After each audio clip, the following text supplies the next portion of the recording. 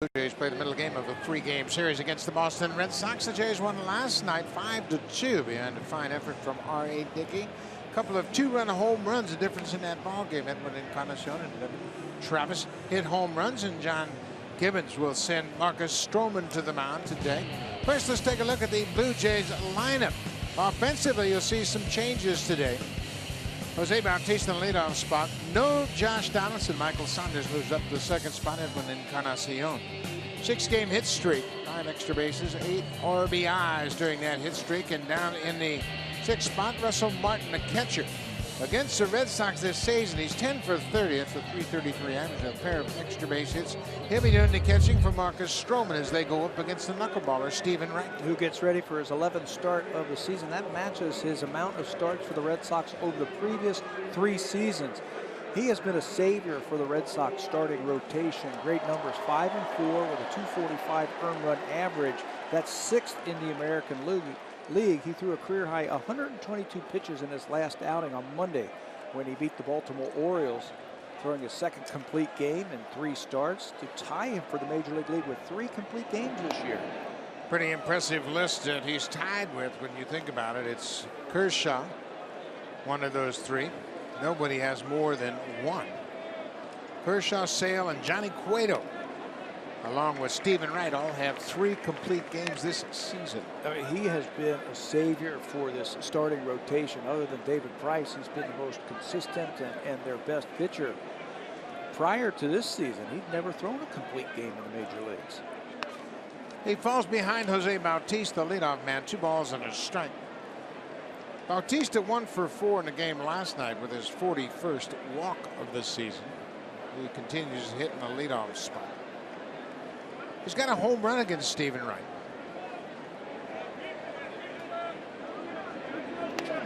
Ball sails off the glove of Ryan Hanigan, who draws the assignment of trying to corral this knuckleball today.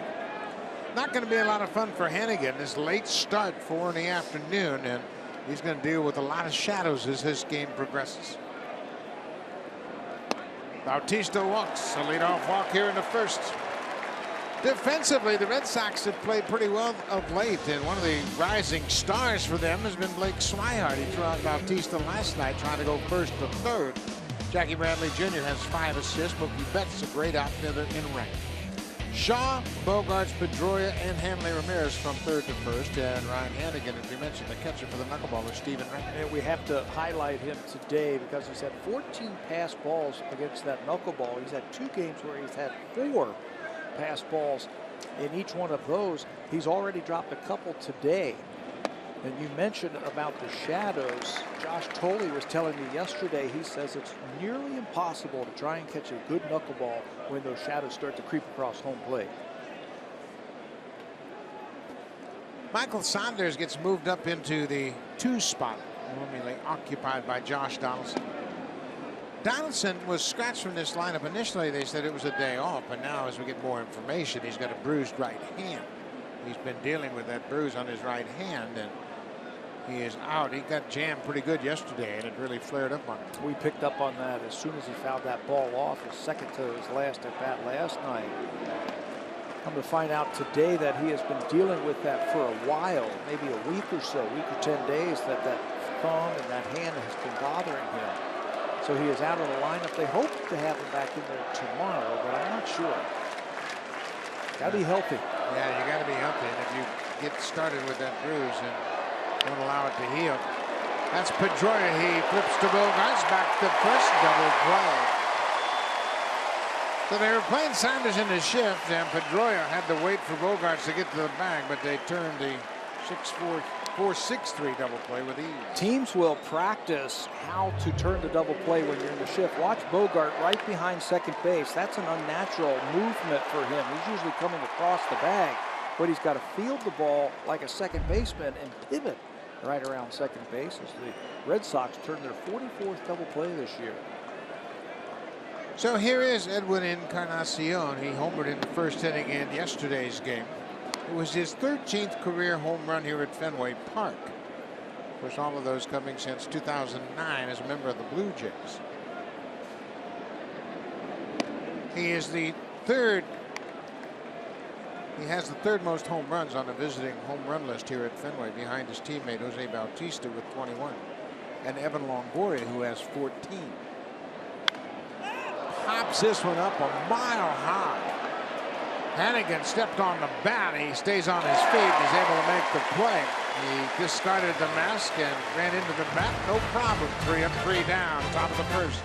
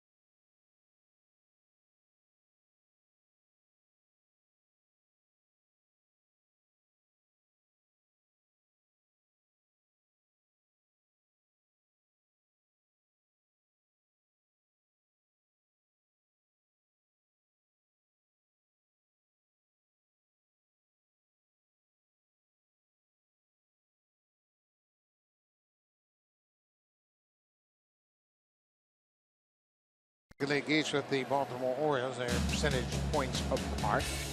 Take a look at their lineup. 32 and 23, and it's a potent lineup with a lot of depth. And don't forget about the veterans in this lineup. Dustin Pedroia has an 11-game hit streak. He's got a 24-game hit streak against the Blue Jays with a .311 average during that stretch.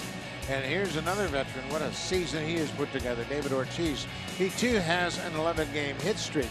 465. Look at those numbers. 15 extra base hits. He has 9 doubles and 6 home runs during his 11-game hit streak. It's a challenge to get through this, and the guy who's going to have to do that this afternoon, it's Marcus Stroman.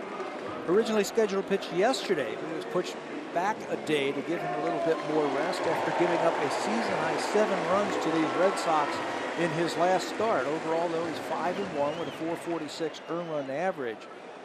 He could not get the ball down against the Red Sox, if you remember that, in that 5 1/3 innings. But he's still undefeated against Boston. Blue Jays came back to win that game 10-9 and got Marcus off the hook. Mookie Betts takes the first pitch strike. Mookie Betts, the right fielder. He walked and scored in the first. He had a double in the 7th. Overall, he was 1 for 4 with a run scored. It's a mighty cut. Stroman is quickly at 0-2. Don't you get a sense that Stroman and Betts might be button heads for a number of years? Or a decade or so? Yeah, I do. Each one of them very competitive. And a looper into center. Here comes Pilar. He doesn't have to leave his feet this time. He got a good break. Well, we talk about the Blue Jays and how well they have played on defense of late, and it's been all over the diamond, whether it's in the outfield or in the infield. It is Sanders, Pilar, and Bautista in the outfield. Darwin Barney makes his 6th start at third base. Goins back at shortstop, teaming up with Devin Travis. Justin Smoke has not committed an error over at first this season. And Russell Martin makes his first start of this series. No Josh Donaldson at third base for the first time since April the 26th. That's the last time the Blue Jays did not have him over there at third base. So Darwin Barney will get his 6th. Ryan Goins will get his 5th start at shortstop. Last 4 starts for Ryan has been at shortstop, and he has filled in with that glove. When you've got Marcus Stroman on the mound, he likes to use that sinker, and he gets a ton of ground balls. You better be able to catch the ball on the infield, and especially on the left side of the infield. The Blue Jays are in good hands this afternoon. This ball is ripped to left. Off the green monster. Sanders will run it down, and Pedroia has extended his hit streak in his first at bat. 25 straight games against the Blue Jays, and looking at 12 games overall for Pedroia. I can't think of anybody who can hit the high fastball better than Dustin Pedroia. He keeps his hands up there. Look at that, and they don't loop, or he doesn't get underneath that ball. He keeps his hands right through the height of that baseball, and that allows him to drive the ball to left field, and he's thinking 2 all the way. going to have to come up with a different game plan. Stroman and Pedroia. Pedroia is now 7 for 14 against Marcus Stroman. Xander Bogaerts had his hit streak snapped, and Russell Martin may have gotten crossed up on the first pitch with a man at second. That has to be a cross up. He handled that thing perfectly and easily. Russell goes out, puts his arm around the young right-hander and says, listen, here's what we're going to do now with that runner at second base. This is the 12th start of the season for Stroman, and you wouldn't think there'd be problems with the signs, but oftentimes in this era of baseball, everybody is switching signs constantly. Russell is expecting a fastball and he gets a curveball. Look at that, how he handles it right away. Timeout. So the crew chief, Jerry Meals, is going to go out and talk to Marcus Stroman. That is a very helpless feeling as a catcher. You get set up inside looking for a fastball, and then you get crossed up and you got to make an adjustment. Russell's fortunate that he was able to catch it. He caught it like he knew it was coming, which you could tell from his reaction. He wasn't really sure. Xander Bogaerts takes strike 2. It's 1-2 to the shortstop. We mentioned Bogaerts had his hit streak snapped last night. He went 0 for 3 with a pair of walks, struck out to end the game against Roberto Osuna. There's a curveball, and we're seeing a few more curveballs early in this game from Stroman. You know, I think we're going to have to see a little bit different approach from Marcus than the one we saw the last time he faced the Red Sox. It seemed like he was throwing everything in the same spot. And a lot of sinkers, a lot of fastballs, two-seamers trying to get the ground ball. I think we're going to see some more four-seam fastballs, especially up in the strike zone. And I'd love to see that hard breaking ball like we just saw, that sharp curveball, especially to the righties. You're constantly making adjustments against hitting teams, especially the ones who had success against you. And there's another one. Bogaerts saying he foul tipped it, and Jerry Meals, the crew chief, said no, it was a clean swing and miss. It's a strikeout. When Marcus Stroman first came up, this was a pitch that was really good for him. Use that breaking ball down and out of the strike zone and expands the strike zone. I think you have to do that when you get these good hitters like that and use that curveball to get them to swing at it. Martin is having an extended conversation with Stroman, with David Ortiz, the manager, where he took his time and they talked over something at length. Ortiz, of course, is red hot right now.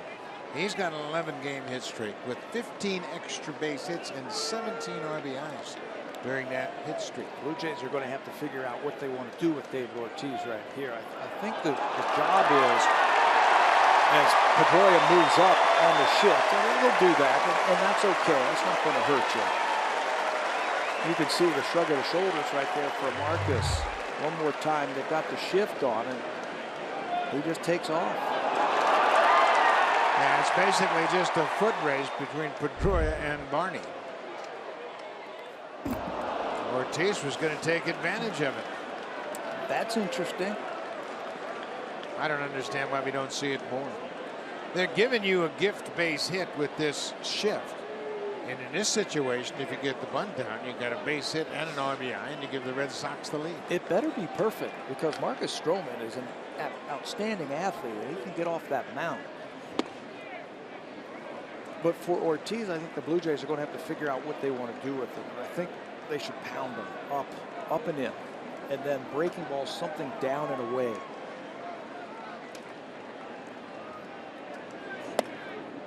That cutter inside, and it's now 2 balls and a strike.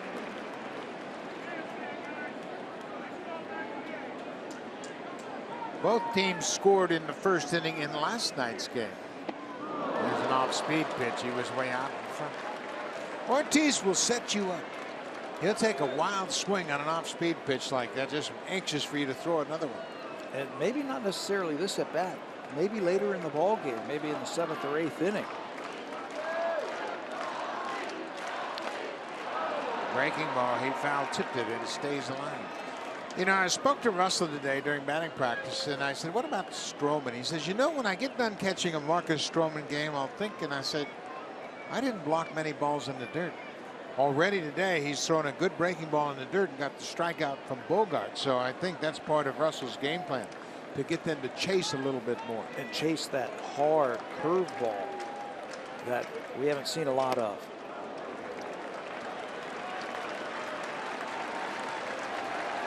Three and two, 2 outs, and I'm not going to let my ego get in the way here. If you want to walk him, that's fine. And deal with Hanley Ramirez in a fresh count. Pedroia at third. And he walks him. Breaking ball. He wouldn't chase.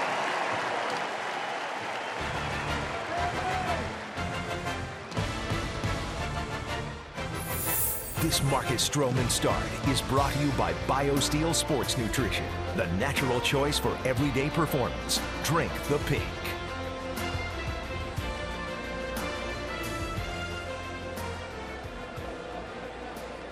So Stroman now works to Hanley Ramirez with runners at the corners and 2 outs. You better make Ortiz stop, too. I mean, he'd take advantage of this defense. It's really playing deep on the infield. Bouncing ball, caught by Smoke. 2 men are stranded. So Stroman gets out of it. Pedroia hits a 1-out double, nothing more. Played an inning in Boston, no score.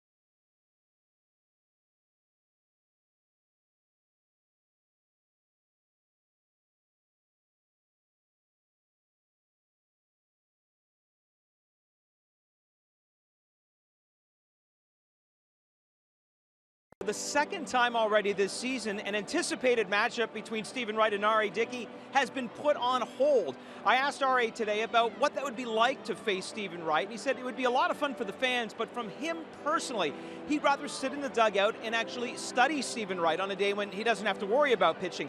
He says he's actually picked up some things from Stephen Wright this year that have helped him with his knuckleball. I said to him, that's pretty interesting because Stephen Wright is kind of the newbie when it comes to throwing a knuckleball. He told me that this is such a small fraternity of pitchers. He said if Charlie Huff was still pitching, he would learn things from both R.A. and from Stephen Wright. So with so few guys throwing the knuckleball, Buck, they all talk, and of course Tim Wakefield is around the Boston Red Sox all the time, and they all talk to Charlie Huff. Yeah, they sure do. Of course, Phil Niekro was involved in the development of R.A. Dickey's knuckleball, and Stephen Wright has talked to Dickey in the past. They exchanged a lot of information, and you're right, there aren't many guys around that sit around and chat about the knuckleball. I got a chance to play with Tom Candiotti in Cleveland, and whenever we would play Texas, I mean, he would make a beeline right to Charlie Huff, and they would discuss things. Well, Tom was in heaven when Phil Niekro came to the Cleveland Indians. They were always together. And they always had their little nail file on the bench, working on their fingernails. And before he would pitch, he would go to the dress. What do you call it? Where you go and get the fingernails, the manicure, and go get those things done. But it is a small fraternity, and you always see the guys talking, and they're exchanging notes, and they're exchanging ideas and thoughts. Yeah, it's a very particular pitch, obviously. You can't muscle up on it, and Wright has developed it very effectively. Popped up. That's Travis Shaw, the third baseman, near second. He makes the catch. 1 down. Well, Devin Travis will step to the plate, and now he's got a home run in the books. It came last night. Said this one felt really good. He was out in front of a couple of breaking balls, hit him the home run distance, but they were foul, and just waited just a little bit longer, and got all of that one, and it feels good. That the main thing that he has to do, and I think he knows this, that his strength is up the middle or the other way, but that was all about timing. It was a long at bat for Travis. He got to see a lot of pitches, and he finally got the timing down and picked up a base hit. Been on base in all of his 8 games since coming off the disabled list. He has really added another important bat to this lineup. He's got 5 RBIs so far in his first 8 games. Inside. You know, Josh Donaldson might be out of the lineup for a few days, and you've experienced those deep bone bruises, and we saw Donaldson and George Poulos going over to the Red Sox clubhouse and maybe going over to get an x-ray if possible. Pedroia is there to take the line drive off the bat of Devin Travis. 2 down. Well, the Blue Jays have really started to hit their stride over their last 14 games. They've got a nice record, and everything, Pat, is improving in every aspect of their play. Starting pitching has been good. They've been pretty much good all season long. They're starting to hit. They're starting to hit with runners in scoring position. They're starting to score more runs. Not as much as they did last year just yet, but the guys have gotten off to a better start now. John Gibbons was asked about that before the game today in his scrum, and he said, you know, if you look around, the teams that were in the playoffs last year, they all got off to a slow start. Kansas City and Houston, Texas, the Blue Jays, the Yankees. He said three of those teams are now starting to play like they did last year. Texas, the Blue Jays, and Kansas City. Houston's still struggling a little bit, and the Yankees are still struggling a little bit. But he said, hey, that just goes with the territory. But even the Astros have won 8 of their last 10.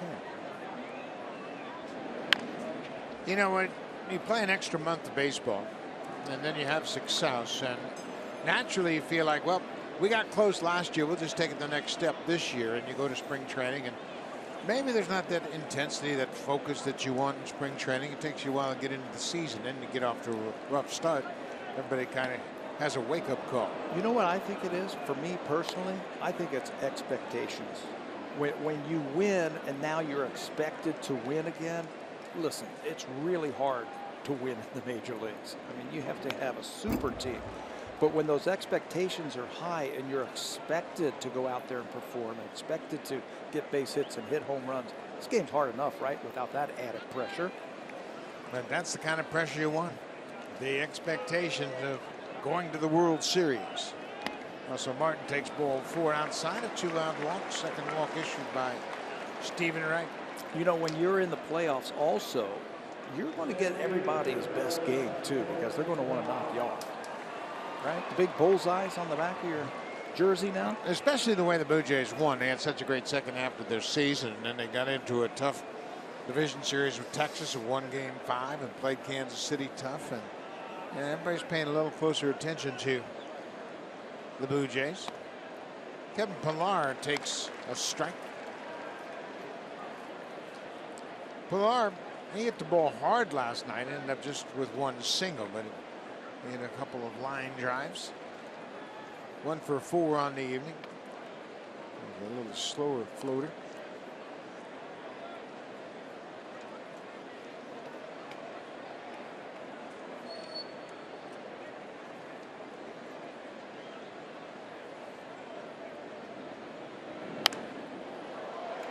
Pillar is trying to hit that ball to right.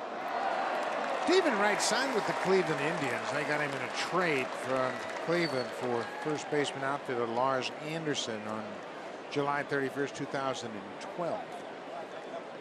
And as Barry Davis told us earlier, he was a late conversion knuckleball pitcher. Ground ball. Nice play by Shaw from his knees. He gets the force out. That ends the inning. We told you the Sox are playing good defense, just like the Blue Jays.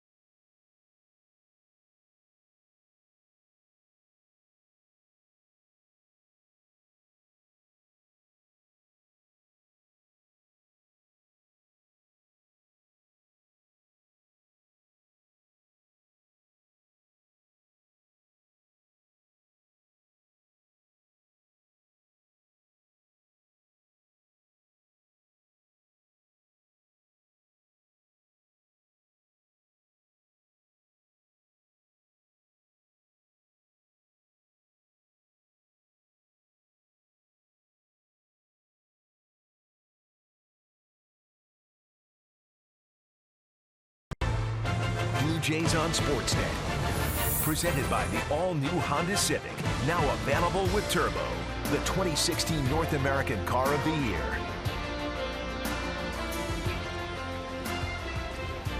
Beautiful shot at Fenway Park, one of the iconic stadiums in all the professional sports. There's no doubt about it. You won't mistake that ballpark right there. A great monster in left field. Beautiful ballpark, great atmosphere, and a gorgeous day. And a packed house once again. It's undergone some changes over the years, hasn't it? Boy, it sure has. They're trying to figure out ways to get more people in here. They've done an outstanding job of putting the monster seats in left field and right field. They've got that Budweiser home run porch. They got the great bleachers out in right field. Beautiful place. This is Travis Shaw. He takes a first pitch strike. But you and I have the best seats in the house. Best seats. You know, originally this press box was a lot lower. When I first started doing games here in the early 80s, the press box was down low, and it was almost like where that camera bay is right there, and it was lower. This is a shot to left field. Saunders is there. It's over his glove. Pillar's backing it up, but Shaw's going to end up at second with an opposite field double. Second double that the Red Sox have hit so far. You know, there are quirks in this ballpark, and defensively you have to know how to play certain balls off of the wall. That's an instant right there where the shortstop has to go out and back up. If the outfielder's going to go up against that wall to try and make a catch, and if he doesn't make the catch, because it's so short, the shortstop has to go out there and back that play up. The center fielder can't come all the way over from center to back that thing up. Ryan Goins was just watching that one, wasn't real sure if Michael Saunders was going to catch it, and that allowed Shaw to get into second base. You just never know where that carom is going to end up. So leadoff double, Jackie Bradley Jr. Stroman misses with that first pitch. Bradley last night 0 for 4. Had a strikeout, ground out a couple of times and popped up. Batting .324. R.A. Dickey was outstanding last night, moving that knuckleball around. And thought John Gibbons did a good job of getting him out when he needed to. Went to Jason Grilli to finish off the seventh. R.A. went 6 2/3, allowed just 1 run. It was unearned. A pass ball in the first inning allowed the only run to score. He's been very good lately. Look who's sitting right next to him, the 21-year-old Osuna. Always watching, always trying to learn something. Ground ball, fair ball. That'll move the runner to third. Shaw advances on the ground down by Jackie Bradley. 1 down. So this will be interesting to see how the Blue Jays play it with Shaw at third, and they're going to play the infield in. Barney's at third base, Goins at shortstop, and Travis the second baseman along with Smoke, so they're all going to play in on the edge of the grass. Yeah, I find that really interesting. Early in the ball game, I guess John Gibbons is feeling that runs are going to be hard to come by this afternoon, so he's going to bring his infield in the second inning. Well, how much does it play into the defense that Stroman throws a lot of ground balls? So if you're going to play the infield back and give up a ground ball, you're going to give them a run. Ground ball up the middle, base hit. So they got the ground ball, but Swihart gets an RBI single. They play the infield back. They'll get a run. They might get an out. But it would still be 1-0 Boston. I think they would have gotten the out if Devin Travis had a little bit more time to get to that ball. But that's the risk that you take when you play the infield in like this. A ground ball is going to find the hole quicker. It's going to get through the infield. I thought they might go halfway the infield because Shaw doesn't run that well at third base, but doesn't matter now. 1-0 Boston. Here is the catcher, Ryan Hennigan.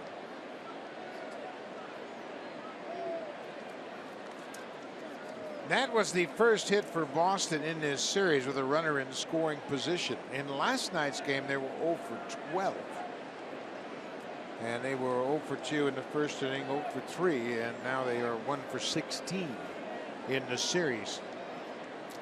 They might start the runner here in this at-bat at some point here just to try and get another guy into scoring position and get Betts to the plate.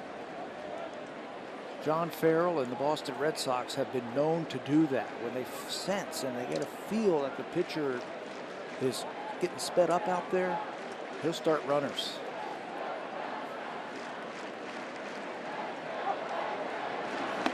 Inside, it's off the plate for a ball. What do you mean when a pitcher is getting sped up? Well, the inning starts to get away from him. His mind starts to go a little bit quicker. He starts thinking about the next batter and everything. I think we saw that last night from Roberto Osuna. He balked trying to throw over to first base and then stopped, and I think everything was going haywire on him just a little bit. Jerry Meals granted timeout to Hannigan before Stroman was set to pitch. Meals, the home plate umpire. Hannigan never gave up his foothold, but obviously requested time. That was a good pitch. It's going to be interesting to watch Stroman and how he pitches. As we mentioned last time he faced the Red Sox, he gave up 11 hits and 7 earned runs. They have hit him hard this year in 2 of his starts. Could not get the ball down, could not throw the ball where he wanted to. There goes the runner. Ground ball, out at second, out at first. Devin Travis was taken right to the bag by that ground ball, and that's a nifty double play. They started the runner in an effort to stay out of the double play, but Hannigan hit it right to second. There goes Swihart. Devin Travis standing on the bag. Then he completes the double play.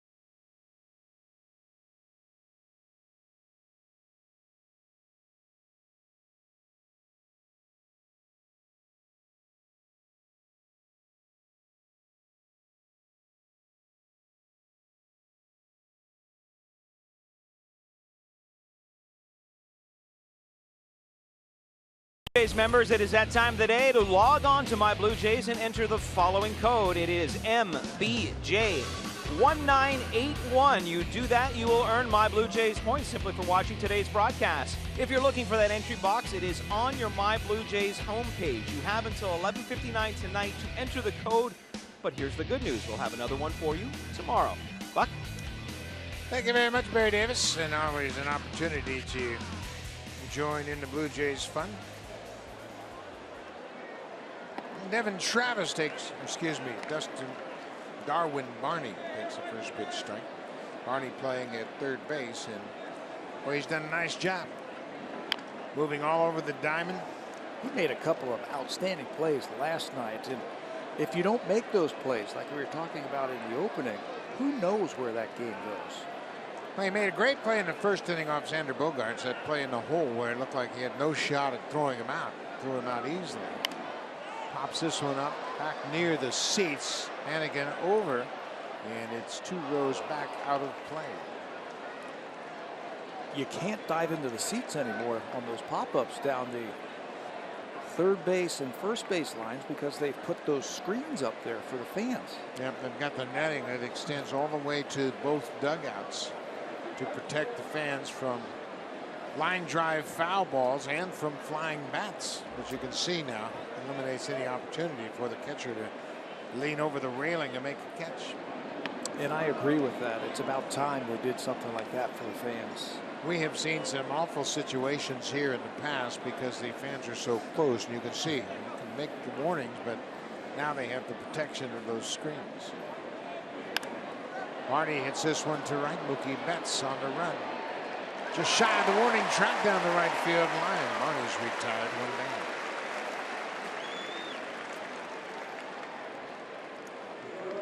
These two clubs are going to go toe-to-toe all season long.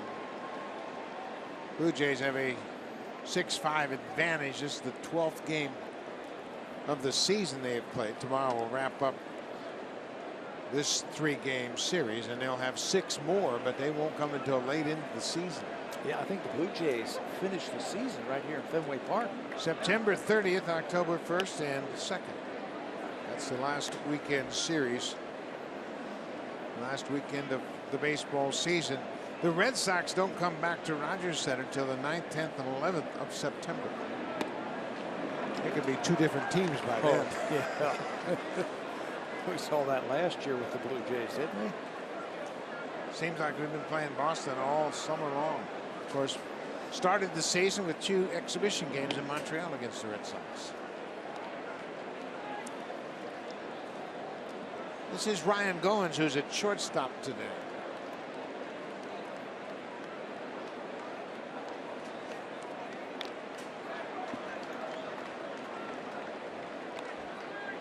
Well, I am with you that these teams are going to go at each other. Throwing Baltimore, New York, don't count or discount Tampa Bay either with the great pitching that they have all summer long.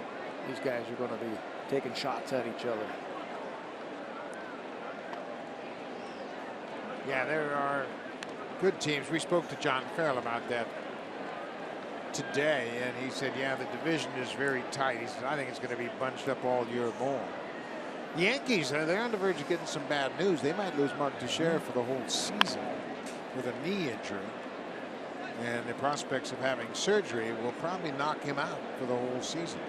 Chris Parmelee was just called up by the New York Yankees. That's the one job I don't think you want to have right now, first base for the Yankees. They'd be working on their 3rd one. Excuse me, their 4th one. They have lost as Goins goes down. Utley, Bird, now Teixeira. That's first baseman. Yeah. Dustin Ackley is out for the year. He's going to have shoulder surgery. Greg Bird was out in spring training, and now Teixeira. As Goins is called on, that ball looked like it ran off the plate. Ryan thought it did too. Throw him a fastball, and he will throw more fastballs and breaking balls than R.A. Dickey will. Back to the top of the order. Jose Bautista takes a high pitch. Bautista walked in the first. He was erased on a double play.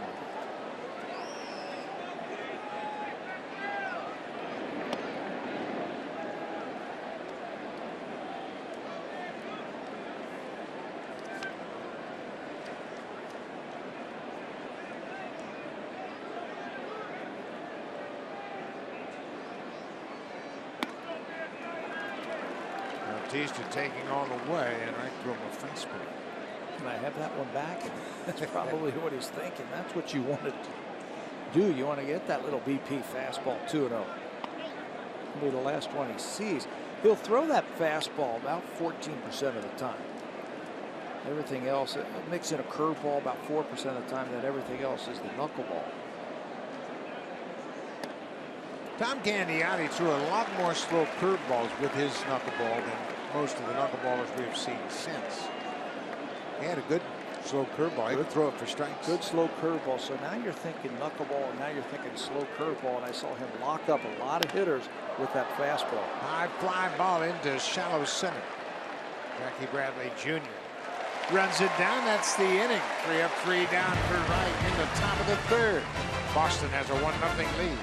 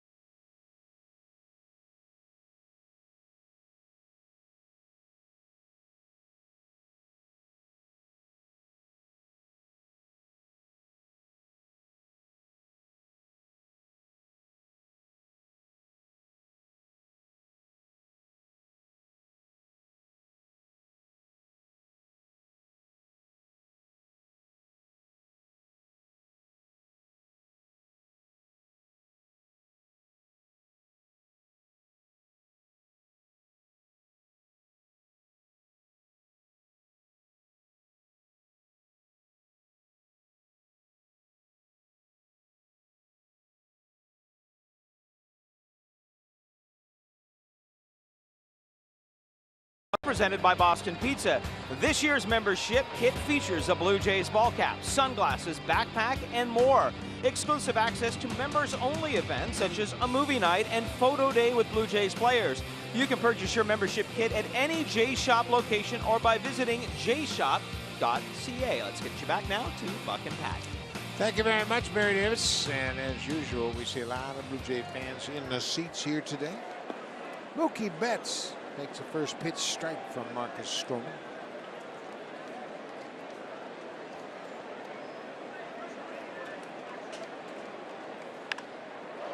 That's going to reach the seats foul. We spoke to John Farrell about these two young stars, Betts and Bogaerts, today. And we said, play general manager. Would you sign him right now? He said, of course I would. But it's going to take a lot of money. Bogaerts is represented by Scott Boras. Little chopper right back to the mound. Easy play for Stroman, 1 down. Yeah, how much money would it cost to buy out their arbitration years and maybe a year or two of their free agency? Well, we mentioned $50 million, and Farrell scoffed at that. You're about halfway there, I think. Right? They're great players. They're great citizens, good teammates, and they're both good two-way players. You know what I like about it is they are the Red Sox guys. They were drafted, developed, signed, everything within the organization. They haven't known any other organization. They're your guys. And they're both 23 years old. Everyday players. Dustin Pedroia.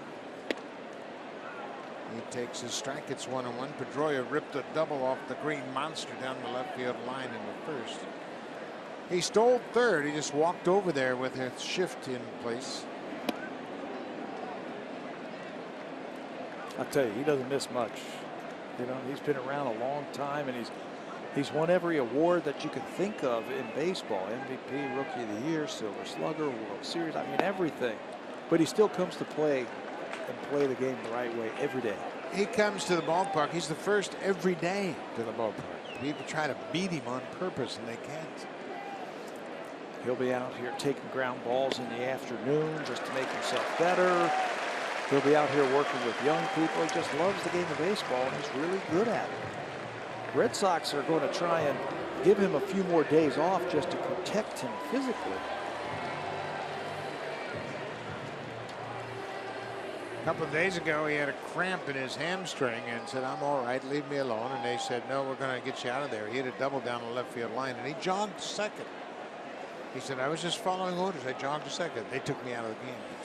He was upset. Xander Bogaerts struck out his first time up. Bogaerts is a terrific fastball hitter. I mean, he can get on anybody's heater. Last time up, he struck out on a breaking ball down and away in the dirt. Smart. He's a smart hitter, and he can hit the ball all over the place. They've taken his power away when he was a young player to teach him how to hit correctly. Pilar on the move. This ball is going to be off the wall. Pedroia never missed a beat. He's going to be stopped at third as Bogaerts slides in head first with a double. About 3 feet shy of being a home run to center. That's the third double the Red Sox have hit so far this afternoon. They now have 4 hits in total.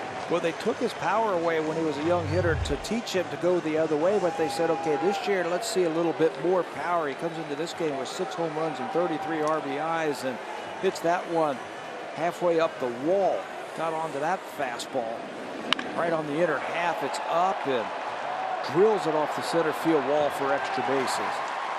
Pete Walker comes out to talk to Stroman and Martin. They got a base open with David Ortiz at the plate, and I think this was, you got an option. You want to pitch to him, you want to put him on. He throws so many ground balls, I'd put him on. Don't even mess with him. Got second and third and 1 out. He's got a right-handed hitter in Hanley Ramirez behind him. And Stroman's a master of getting ground balls. Don't you have to play the percentages here? Play the percentages, put them on. It's not that big of a deal. Pitch to the right-hander. You got to take a chance of getting out of this inning without any runs. They're going to pitch to him. The defense is lined up in the shift. The shortstop Goins is out in shallow right. Evan Travis is on the edge of the grass.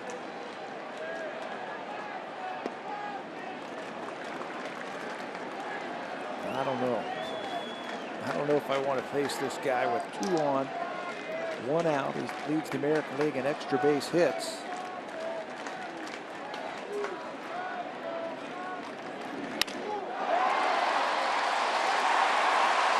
Pedroia is in the score, right behind him, Bogarts, and they rattle the cage of David Ortiz, and he responds with a 2-run single. He had a base open. They chose to pitch to him, and he extends his hit streak to 12 straight.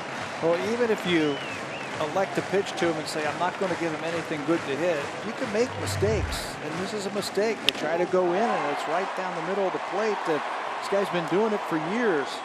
I think you have to play the percentages. Just take the bat right out of his hand. Don't even let him swing the bat and take your chances with Hanley Ramirez. I agree with you 100%.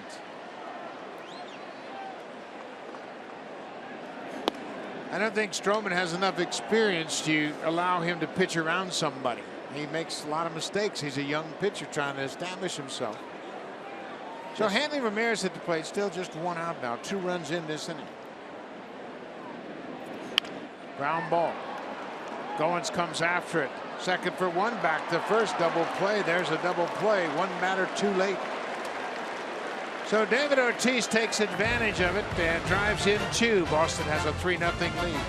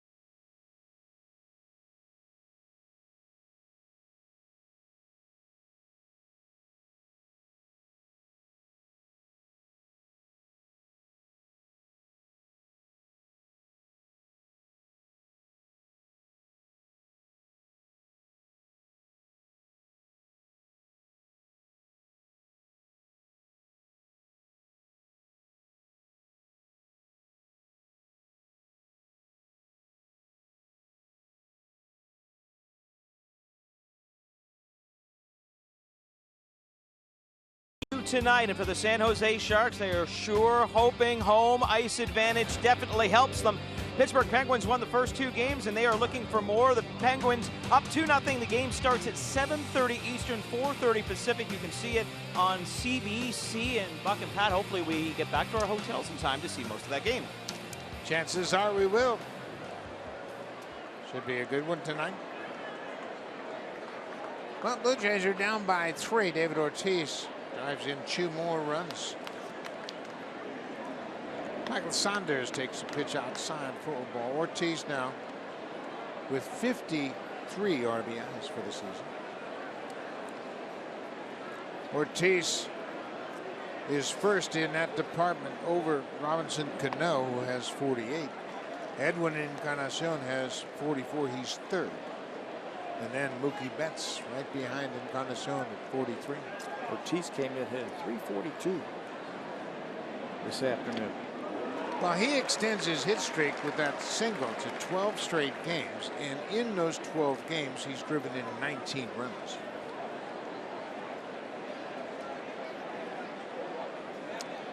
Offense has their work cut out for him now. 1-2 to Saunders. Whoa. That was an ugly one. He has had a lot of trouble, Ryan Hannigan, with that knuckleball.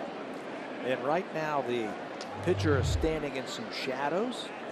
The batter is in the sunlight, and that ball comes twinkling in there. Very tough to catch.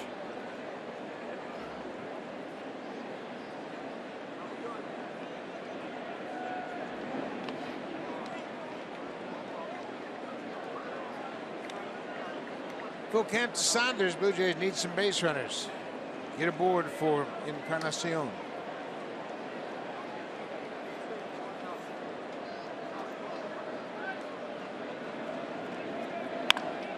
Base hit for Saunders.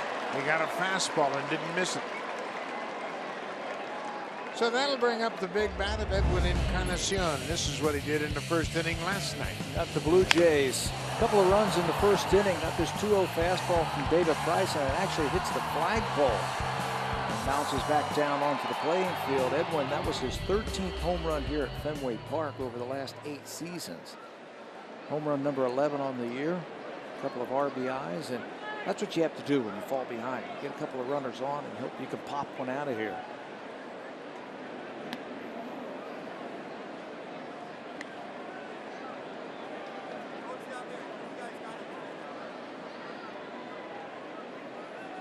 Edwin is 2 for 10 against Stephen Wright. Wright has allowed 3 home runs, and that's just foul wide of third. Knuckleballs, when you square them up, they'll fly out of the ballpark. Of course, we've seen that with R.A. Dickey, who's had his share of home runs allowed. Dickey has given up 9 home runs in his 12 starts compared to just 3 for Stephen Wright. Last time out, he threw 122 pitches to get that complete game win against Baltimore, so he can go all afternoon if you want him to.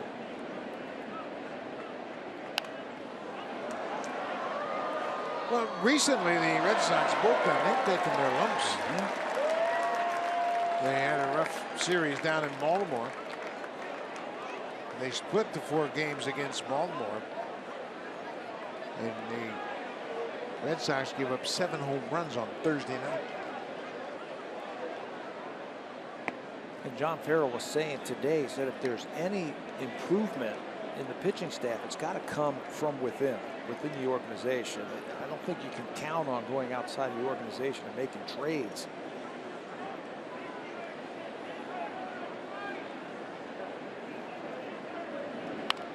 That's off the end of the mat, foul. Well, there are so many teams that are in the same position. Everybody wants to improve their pitching staff. There are rumors around about James Shields. That deal is supposedly getting close to being done, sending Shields from the Padres to the White Sox. Of course, the White Sox, they're under unique pressure because the Cubs across town are killing them. Stealing some headlines from them, so they got to do anything to win ball games. I don't know if James Shields would be a good fit here in this ballpark. Well, the only thing is he's pitched in the East a long time. But that was a long time ago, right? He has lost some ticks off of his fastball. He's a fly ball type of pitcher. So he hasn't had success in a pitcher's ballpark in San Diego. So you put him in this ballpark, I don't know if that's a good fit. Yeah. Well, I agree with that. I'm not suggesting he's a good fit, but I think there are a lot of teams trying to figure out who they can go get. Just like the Blue Jays got Jason Grilli. Still a little bit too early, I think. I think teams are thinking about the draft that's going to happen next week. You get through that, then I think the front office will start to concentrate just a little bit more on who's available. Ball 4, that gets away from Hannigan, 2 aboard, and this is just exactly what the Blue Jays need. Home Hardware and Building Center locations, proud partners of the Toronto Blue Jays. Homeowners helping homeowners with expert advice.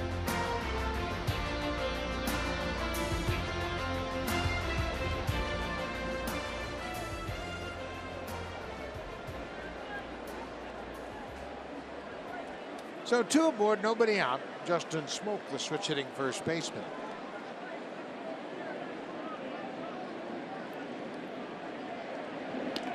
That gets away from Hannigan, not far enough to advance. Encarnacion gets back at first.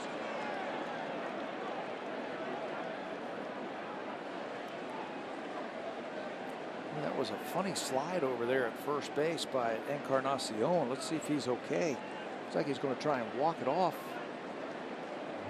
He was anticipating going to second, then had to come back and watch. Hanley Ramirez is right on the bag. It looked like his spike might have got caught momentarily. Looked like the toe of his left foot. And it got caught. You can see Encarnacion was moving up, and Hannigan picked up on it. Edman appears to be okay.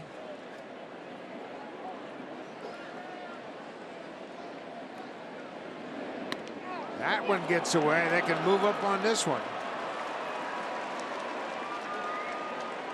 Wright's got a beauty of a knuckler working.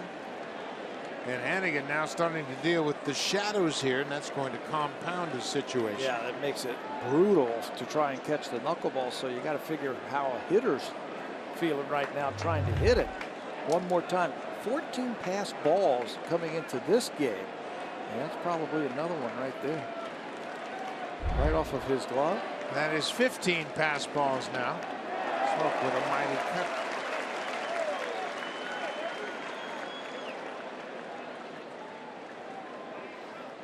Not a surprise that the two catchers that handle the knuckleball pitchers are leading the pack. Hannigan has 15, Tolle has 11. Next is Jason Castro down there in Houston. Well, it's hard to catch and it's hard to hit. Josh Tolle was talking about catching the knuckleball in this afternoon time frame, how challenging it is. He says you pray that it's an overcast day, because if it's bright sunshine like it is today, it makes it very tough to pick the ball up.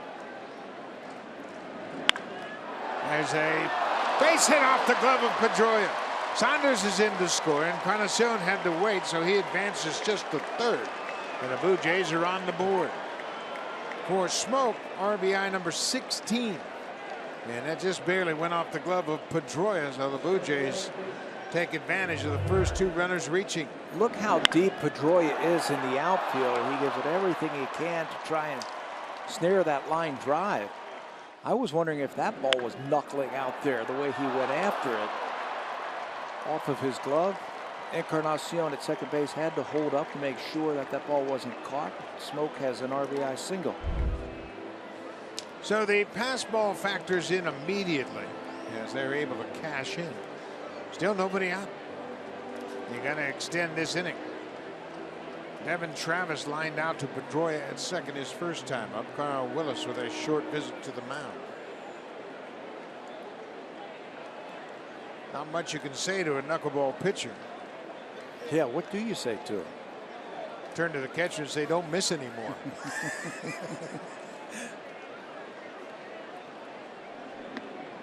Yeah, one goes off his glove. Smoke had to make sure he could advance.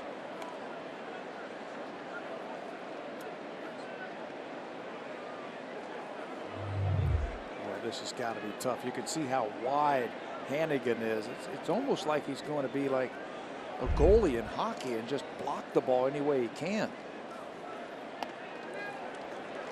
Personally, I think that wide stance really hinders his ability to move laterally. You can see how that right leg kind of kept him from reaching and extending farther to his right. Ball and a strike to Devin Travis. Upstairs. Well, I think if you're the Blue Jays right now and you're the runners on the base, every time he lifts his leg, you got to anticipate a ball getting by Hannigan. Try to move up. Take advantage of it.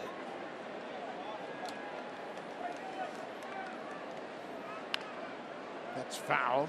And if they get anybody on base who can run, why wait around? Yeah, you got to take off. Got to try to steal a base, because not only is the pitch slow to the plate, then Hannigan has to catch it, find it in that big glove, and make a good throw.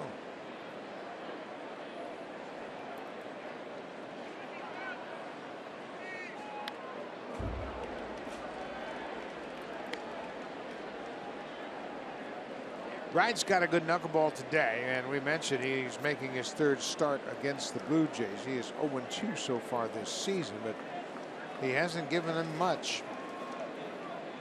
Look at what he's done this season. 12 hits and 12 2/3, just 3 earned runs. And Travis strikes out on the fastball. He elevates that fastball for a strikeout. His fastball is a little bit firmer than R.A. Dickey's. That one registered about 87 miles an hour, and if you get a steady diet of knuckleballs and then you see that fastball, it's tough to lay off of it. That one's up and away, and you've got a guy in scoring position. You think you can hit it, but he comes up empty. Russell Martin now with 1 out. He fouls off the first pitch.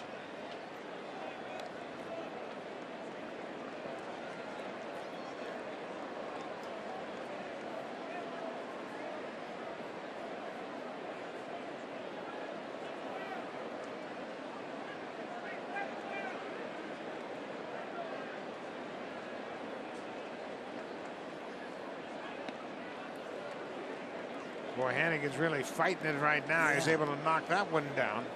Look how wide his base is. Yeah, no, I'm not agreeing with that. I just think it's too wide. I don't think he has the lateral movement you need to track it down, but that's the way his catching style is.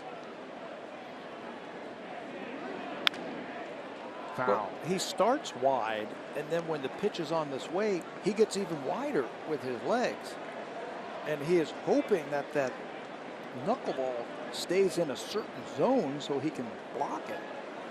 That's a very important word, hoping. Martin is battling. He trails here 1-2 in the count, and there's a snap throw to Smoak. He's not going anywhere.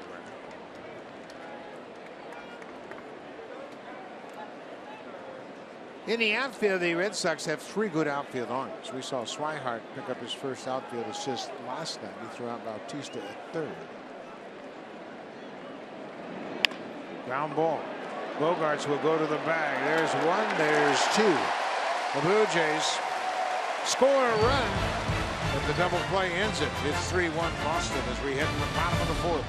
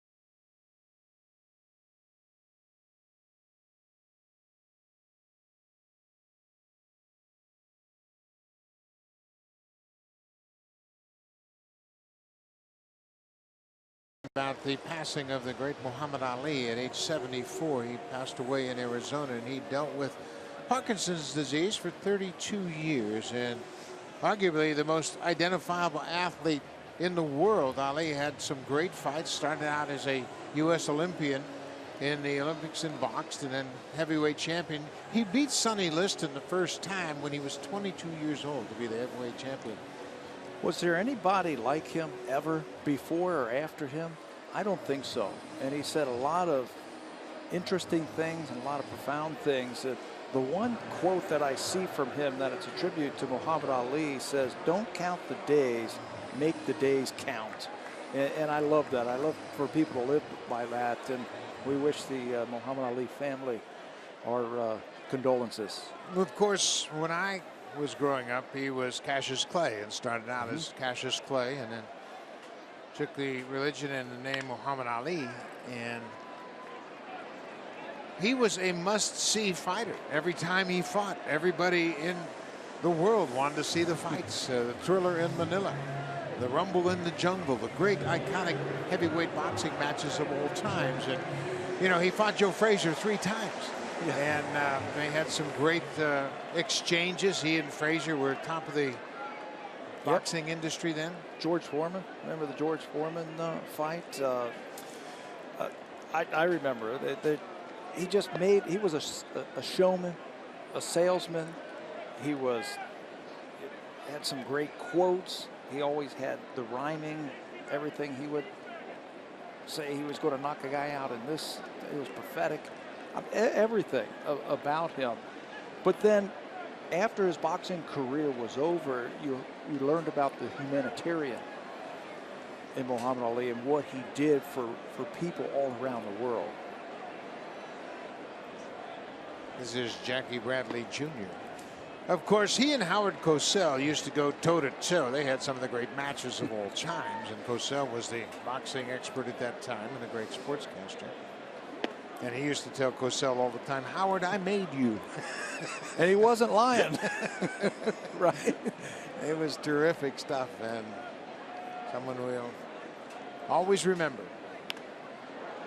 Jackie Bradley got jammed on that pitch, and there haven't been many people before or after him that could go to any part of the world and people would know who he is and recognize him. 3-2 pitch. Ball 4 inside. Jackie Bradley Jr. takes the 1-out walk. Well, I believe, and correct me if I'm wrong, that Ali started the trash talk. He was the first. He was I know. And he might have been the best. Oh, yeah. He was great at it, and he always was taunting his opponents, trying to create rivalry, create interest, and he did that better than anybody. This is Blake Swihart, who had the RBI single in the second.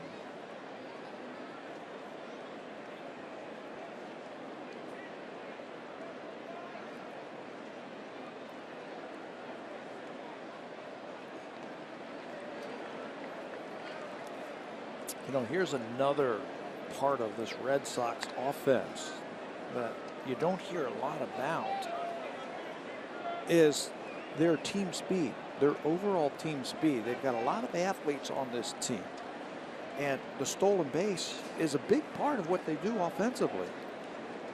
There goes Bradley. Russell Martin can't get a grip on it. Now Jackie Bradley Jr. has the stolen base. Martin, in his haste to get the ball out of his glove, dropped the baseball. The Red Sox have only been thrown out 5 times stealing bases this year. This jump right here by Jackie Bradley gets him into scoring position. That's the 36th stolen base by the Red Sox this season. Again, they've only been thrown out 5 times. Pedroia stole third in the first inning. Swihart fouls it off. A ball and 2 strikes on the Red Sox left fielder. Blake Swihart drove in his 5th run of the season with that single in the second. And believe me, players love to play like that. When you've got the amount of athletes like the Boston Red Sox have, they don't want to be nailed over at first base. They want to be able to run those bases. Oh, what's it do? It puts a runner in scoring position for the next guy. All right. And as you mentioned earlier, a lot of these guys grew up together in the minor leagues. So they have played together for quite a while. Now they're playing together in the big leagues, so you don't want to let your teammates down. You want to get in position so you can help them.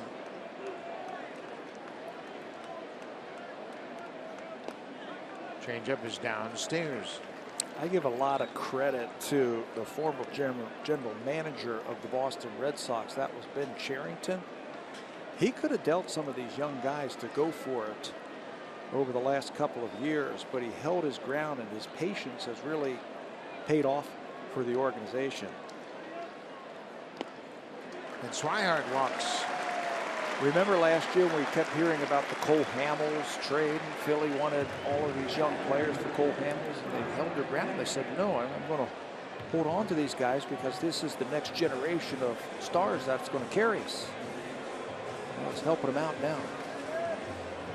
So Ryan Hannigan, he hit into a double play in the second. The Blue Jays are hopefully he'll do the same here in the 4th. Jays have turned 2 double plays.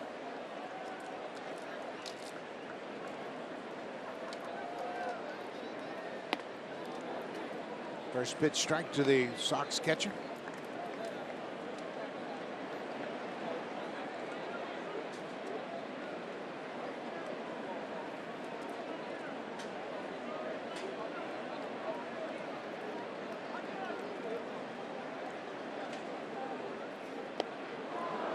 He went around. 0-2. 3-1 Boston. Blue Jays got to run back in the fourth.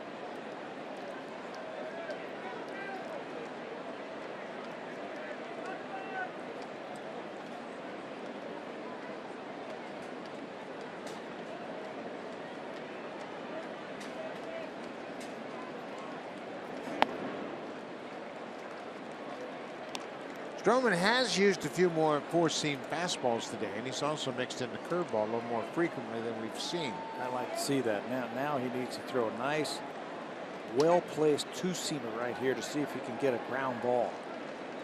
Get it on the ground right at an infielder. You got a pretty good chance of turning a double play. Sox only have 5 hits this afternoon, but they've got 3 runs. There's the strikeout. Hannigan down swinging. Second out of the inning. Now back to the top of the order. Second strikeout of the afternoon for Marcus. Goes for that heater away. Told you the Sox have 5 hits. They only had 5 hits last night. Shows you how good the pitching was yesterday. R.A. Dickey and Grilli and Biagini and Osuna. That is the fewest hits since they had in a game since May the 3rd. There's the first pitch breaking ball for a strike. Mookie Betts has been up twice. He has flied out and grounded out. A little tapper back to the mound back in the 3rd.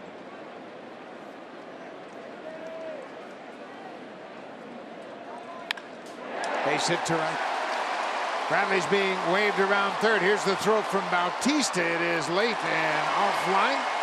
Mookie Betts drives in the 4th Red Sox run of the afternoon. RBI for Betts. For the most part, the Blue Jays have done a pretty good job of handling Mookie Betts so far this season, but it's tough to keep a good hitter down. He can use the whole field. He's got a short stroke and he's very quick. This time he hammers that ball into right field, and that team speed is going to show up one more time for the Red Sox as Jackie Bradley scores really without a throw as that ball was offline. Betts with the single. He now has 44 RBIs from the leadoff spot. That's just his 8th hit this season against the Blue Jays. He has driven in 3 runs, so they've done a pretty good job of keeping him in check.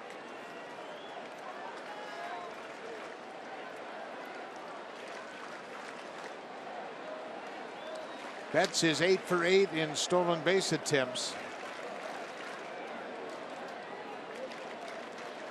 Stroman dives him back in, makes him dive back in with that throw.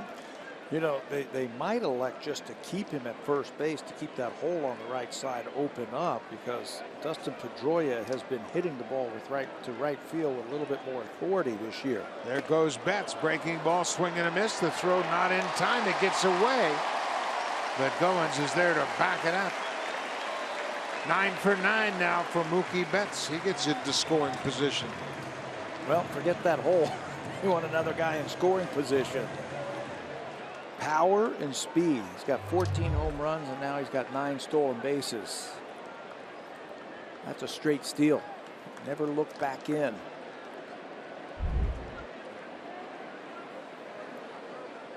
Ball and a strike to Dustin Pedroia. Pedroia has doubled and walked. He scored a run in the 3rd.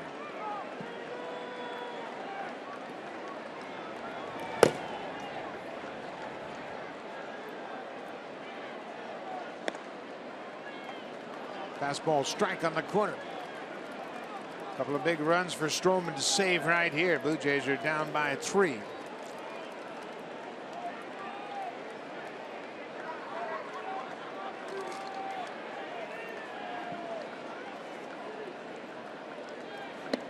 Outside.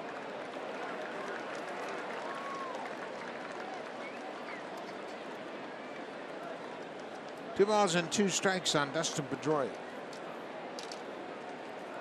He extended his personal hit streak to 12 straight with a double in the 1st.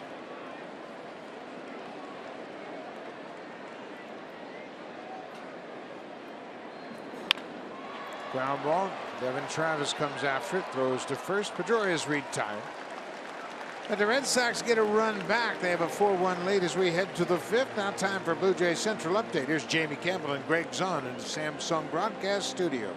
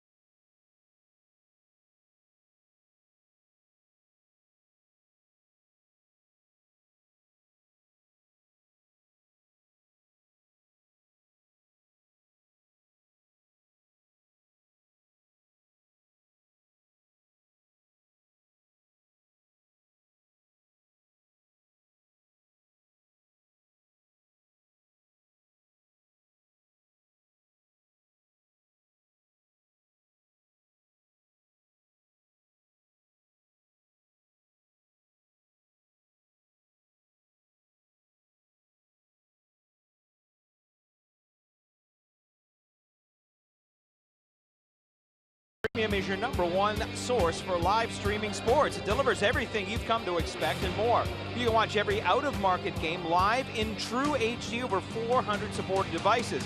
It also includes a free subscription to @Bat Premium and is the #1 app for live baseball. Blackout and other restrictions apply. Visit MLB.tv for more details. Buck, a long string of games on this afternoon and more coming up tonight.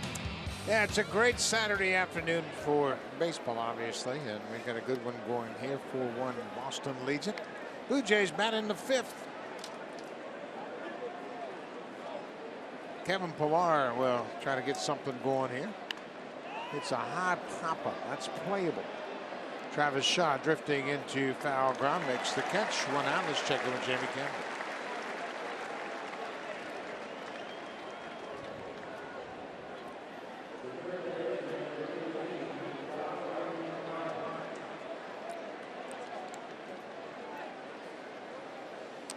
Thank you very much, Jamie. And when you think about this division, we talked about it, division top to bottom, and Tampa Bay is going to get a couple of pitchers back later on. Johnny Venters and Alex Cobb. They're pitching rich already, but you know who's really hitting now? Logan Morrison. Hit his 4th home runs a day. He's hitting .240 now. When we saw him, he didn't have an RBI. Didn't have a home run or an RBI when we saw him. He's got 4 home runs. I believe he's got 13 RBIs, and he's hitting .240. He was hitting like 150 or something like that when we saw him. We couldn't believe it. It was only a couple of weeks ago. Yeah. Yeah, I think he had, at the time, he had 84 at bats and no RBIs. We were tied. Well, there's a track record there, right? A guy who Mine or his? No.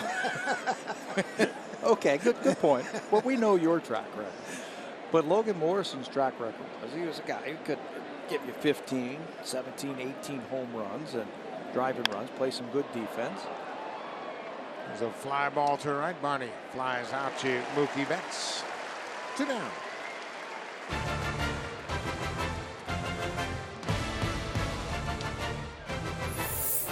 The all-new Honda Civic, now available with Turbo, the 2016 North American Car of the Year.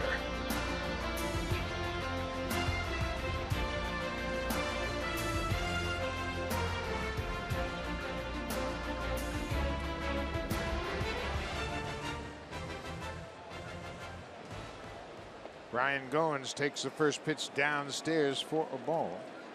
Here's my point about Logan Morrison. If you've got a track record and you've been in the big leagues a few years and you know something about it, just like the Blue Jays, it's all going to even out over 6 months. Anytime you have regular players, and they played 5, 7 years in the major leagues, chances are they're going to find their level. Ryan hits it hard, but foul outside the bag at first. 2 outs here. We're in the top of the 5th on a spectacular late afternoon here in New England. And the Blue Jay fans are out in force.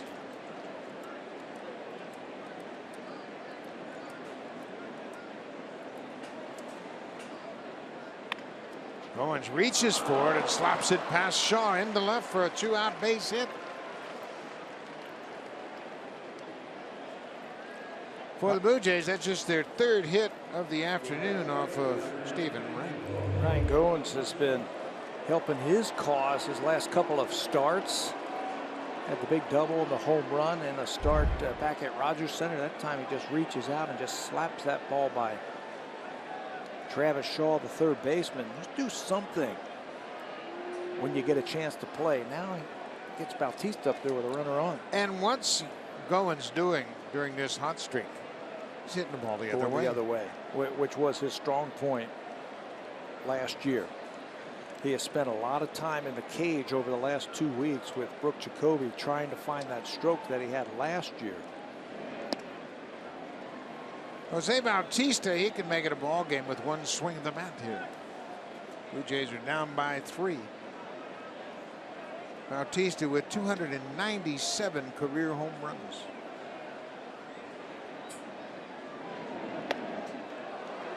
He went around. Now the shadows have crept beyond home plate. And the shadow of the roof above the 3rd base stands creeping out parallels the foul line. It's a real challenging time of the day for the hitters. It's almost like having a white light out in center field shining back at home plate, and you have to try and hit a ball that's moving. The lights are on here at Fenway Park. It's 5:30. They've got the lights on to try and give it a little bit more light around home plate. Yeah, trying to eliminate the drastic contrast between the shadows and the sunlight. Hannigan tried to give the umpire a good look at that last pitch, but it was a ball. Full count, 2 outs. So Goins at first will be off on the pitch. Hanley Ramirez is going to hold him. Make sure he doesn't get an extra special jump. There goes Goins. Ball 4 to Bautista. He walks for a 2nd time.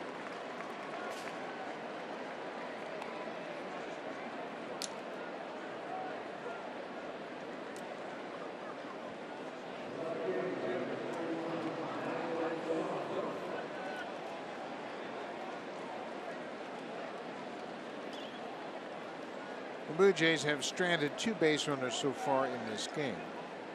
Got 2 aboard now. Michael Saunders singled and scored in the 4th.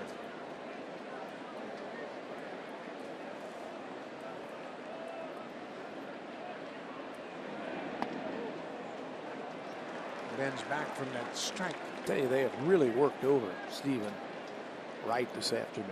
I mean, he is approaching 100 pitches, and we're only in the 5th inning. At some point this afternoon, we're going to get into that bullpen of the Red Sox. Strike 2.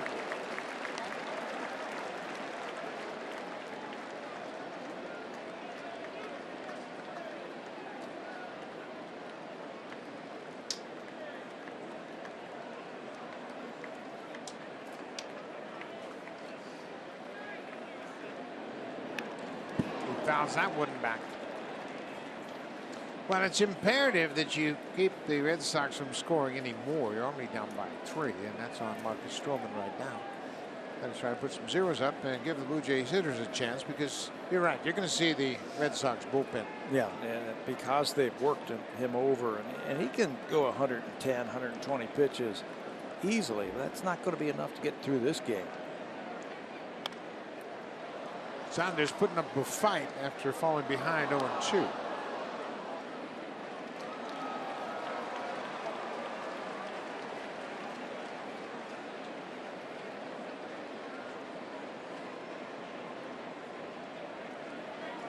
Michael batting .298 as we speak. That one gets away, and the runners are going to move up.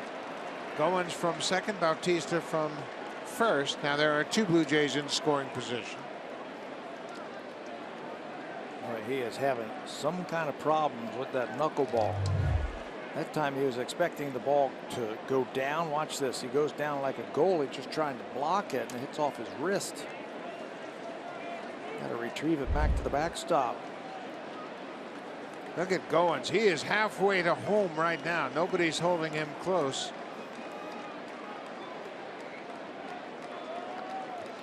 Xander Bogaerts is straight away at short. Goins can literally get as far off as he wants. He can get to home plate if he wants to.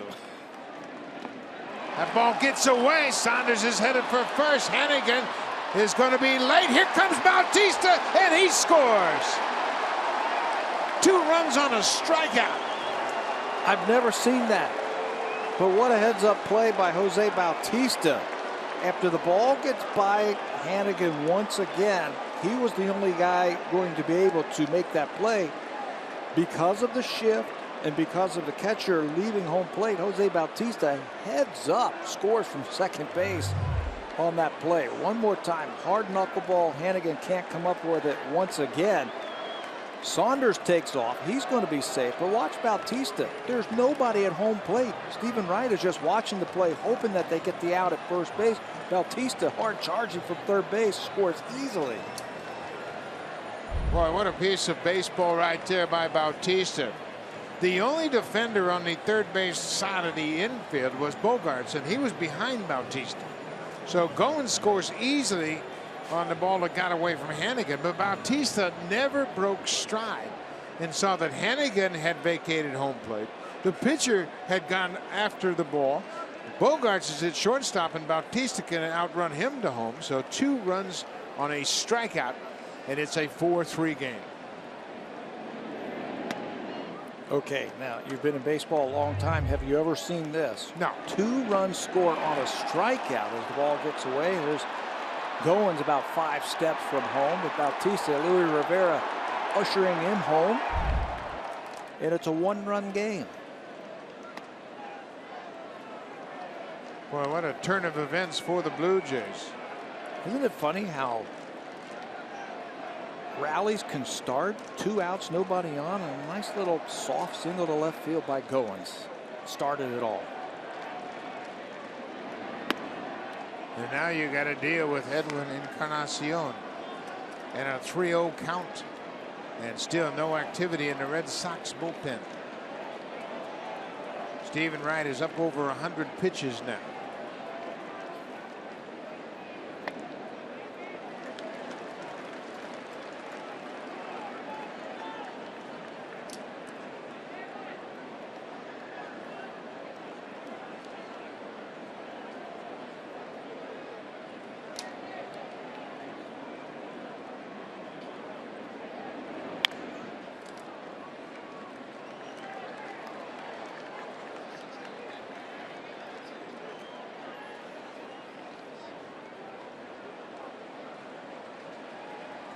Full count. Saunders being held at first with 2 outs. Ground ball. Foul ball. Foul ball. Third base umpire Chris Conroy called it foul. It's across the bank. That's Matt Barnes, the right-hander, listening up for Boston.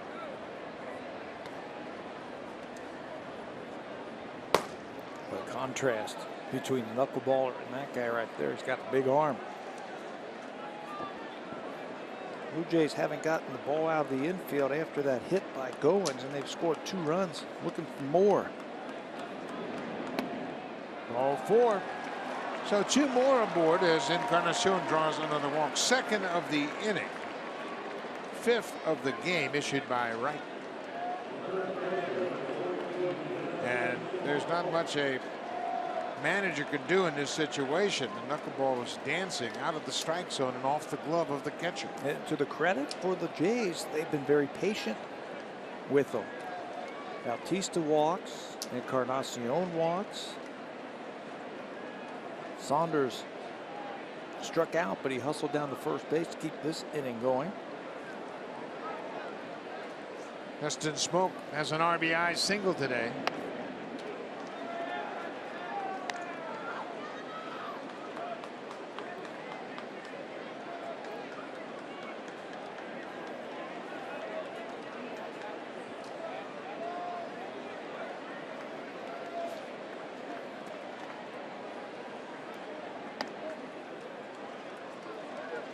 Wright has lost it. Bogaerts coming in from his position to have a chat. Saying, hey, we'll get you. Just throw a strike. We'll make a play. That's a helpless feeling, isn't it? If you're the manager. Right there, John Farrell, he was a pitcher. So he knows not much you can do right now if you're the manager. Just hope that he throws a strike. He does, and that's down the right side and just foul. As it hooked foul by about a foot. Smoke got a fastball and squared it up. Boy, that was close down the right field line. It kicked up some dirt. So it looked like it might have been a fair ball.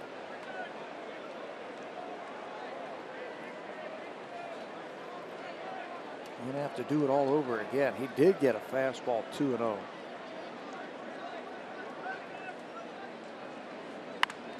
This is popped up center of the diamond. Bogaerts now drifting. Shaw, the third baseman, calls for it. He corrals it right near second. But the Blue Jays made it a ball game with 2 outs. Strike 3 to Saunders. Goins comes in and Bautista's right behind him. 4-3 Boston.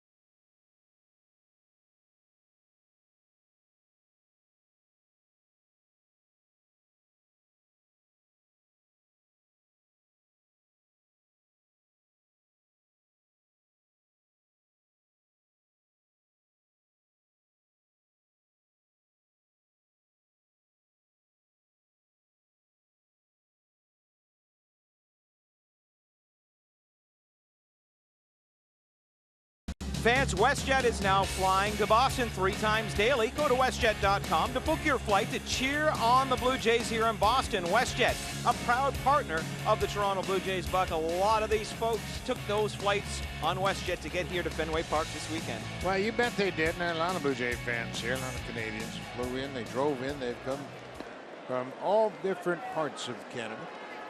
Well, it's a brand new ball game, and Marcus Stroman's got to throw up a 0 here in the bottom of the 5th. It's a big inning for Marcus. You're right. He's got their best hitters coming up. Xander Bogaerts hits it into left field. Bogaerts is 2 for 3. An RBI double in the 3rd. Now he leads it off with a single here in the 5th. Another multi-hit game for Bogaerts. He was shut out last night. Had his 26-game hit streak stop when he hit 385 in that, and he starts another one. Another base hit off of Stroman. Marcus needs to throw up a 0 here. So Bogaerts, 25 multi-hit games. That leads 2 of his teammates. Bogaerts atop the American League with 25. Ortiz has 23. Betts has 22. David Ortiz had a 2-run single with a base open in the 3rd. 2nd and 3rd, 1 out. He got the single. They chose to pitch to him, and then the next batter, Hanley Ramirez, grounded into a double play.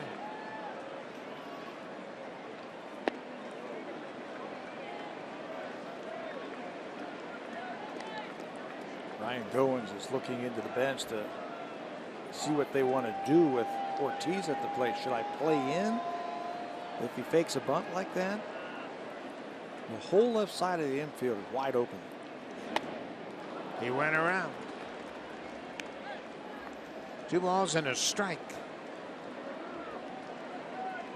Aaron Loup loosening up for the Blue Jays.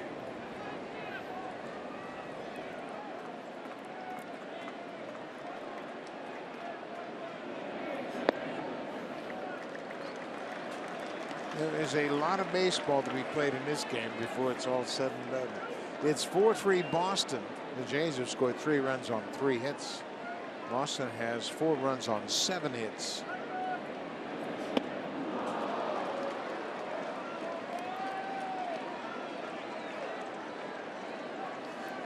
Hanley Ramirez, the first baseman, is on deck. So now Goins comes in, and I'm sure this is about the shift. Hey, if he steals, you strike him out. You got to go to third base and cover third. If Bogaerts runs.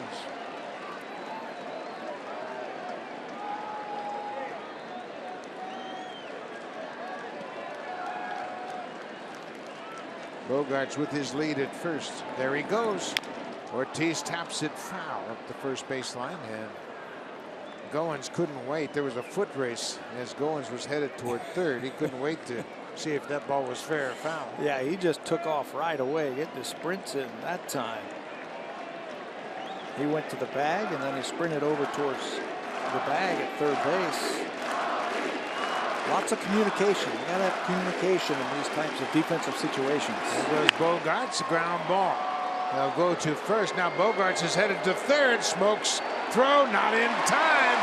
Xander Bogaerts never, ever broke stride on that ground ball to second. That is a play that the coaches will go over with the players in the meetings before the series. Hey, if they're in the ship with David Ortiz and you take off and there's a ground ball, just keep coming. You never have to stop.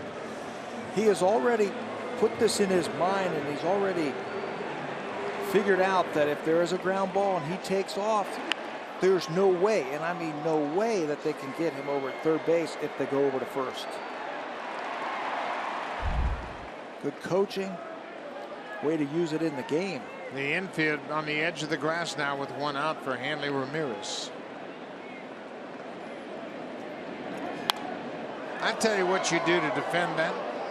With Bogaerts running on that ground ball to second, he runs, you fake a throw to first and never throw it. And chances are you get Bogaerts round in second. That's a good way to diffuse it. He better be going. You better know that he's well, going. You've got to make a throw and make a fake, because he's going to have his eye on you as a second baseman. So when you hit that ground ball and you see the runner in front of you, second baseman feels the ground ball, fakes a full throw to first, hold on to the ball, and I bet you get him round in second. Boy, everybody's got to be in tune then, don't they? Ryan Goins has got to get ahead of him so you can throw it to him and you can get him in a rundown. And it's basically like exchanging the runners. You exchange a fast runner with a slow one. 1-2 now, 1 out. Bogaerts at third. Blue Jays trying to save this run. Blue Jays scored 1 in the 4th, 2 in the 5th. Make it a 4-3 game.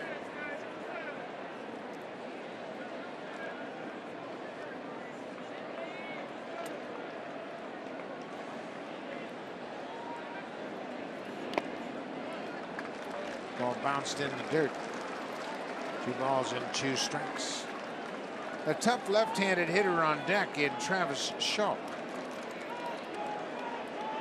Loup is ready in the bullpen. Loup, the left-hander, ready for Shaw. And Bradley right behind him.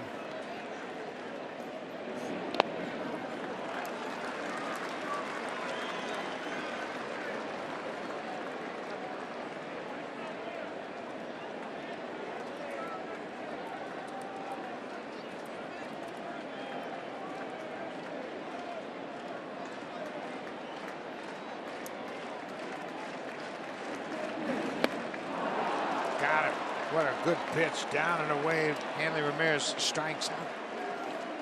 Boy, that strikeout couldn't come at a better time for the Blue Jays. You got a runner at third base, less than 2 outs. Looked like a cutter or a quick slider right underneath the bat of Hanley Ramirez, who's been struggling lately. We mentioned how challenging it is to see. Now there's a little bit of sunlight in between the mound and home plate. This is Travis Shaw.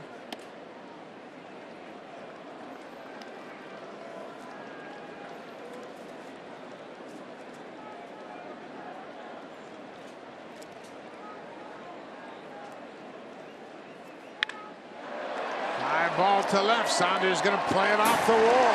A run is in. Here's the throw to second, and they've got Shaw hung up. He's in the rundown. Smoke goes to Travis, who tags Shaw out, but Travis Shaw, another RBI against the Blue Jays. He has 11 this season. He gives the Red Sox an extra run here. Another ball off the wall to left. 5-3 Boston.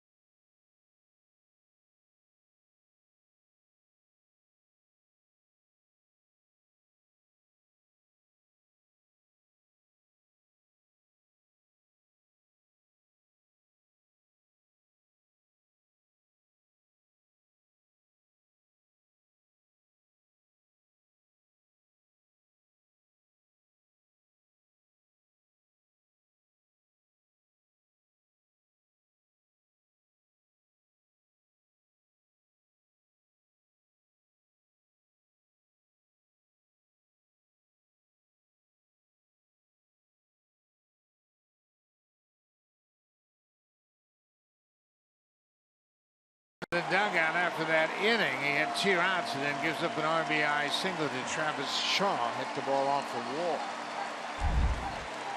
Tell you what, the Red Sox, they showed all their skills, and Bogaerts went first to third on that ground ball to second, and then Travis Shaw comes up with a clutch 2-out single. They're athletic, and they're showing it on the bases this afternoon to squeak out another run. Matt Barnes will take over for Stephen Wright. The hard-throwing right-hander is 2-2 with a 281 earned run average. He leads the Sox relievers in innings pitched this year with 25 2/3 innings. You see it right there. He has thrown more than an inning in 9 of his 22 games. He's got a couple of wins this year. One of them was against the Blue Jays back in April. Stephen Wright, he is in line for the win. It's a 5-3 Red Sox lead. Blue Jay hitters have to make a quick adjustment, go from waiting on a knuckleball to getting that head out against the hard fastball of Matt Barnes. Yeah, it's a mid to upper 90s fastball with a sharp breaking ball. He can pile up the strikeouts if he needs it. Devin Travis 0 for 2.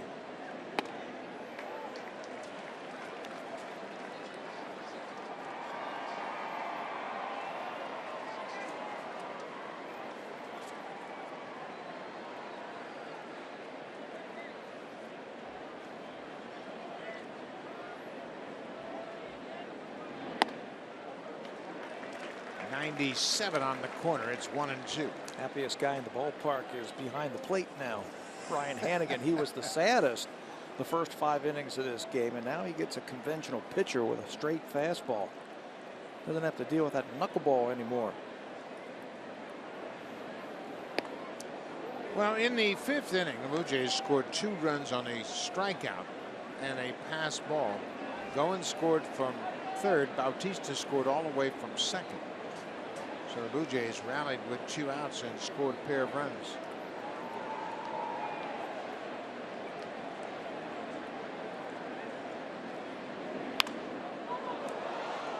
Now they're going to have to turn it up a notch. Pretty good fastball. See John Gibbons talking to Pete Walker about what they want to do with the pitchers the rest of this game. Jackie Bradley Jr., Blake Swihart, and Ryan Hanigan, the first 3 scheduled Red Sox hitters in the 6th. A lot of strategy going on, both dugouts. That's the way these two teams have played all season long. Very tight ball games.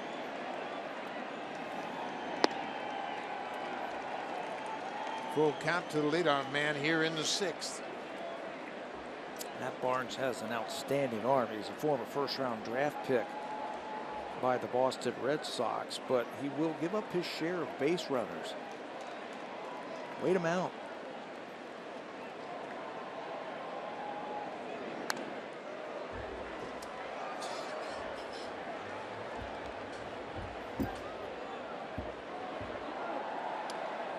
Devin Travis homered last night in the 8th inning. It came off Koji Uehara, a 2-run home run with 1 out. His first homer of the season. He had an extended at bat and was timing up each pitch he got from Uehara and finally was able to keep one fair.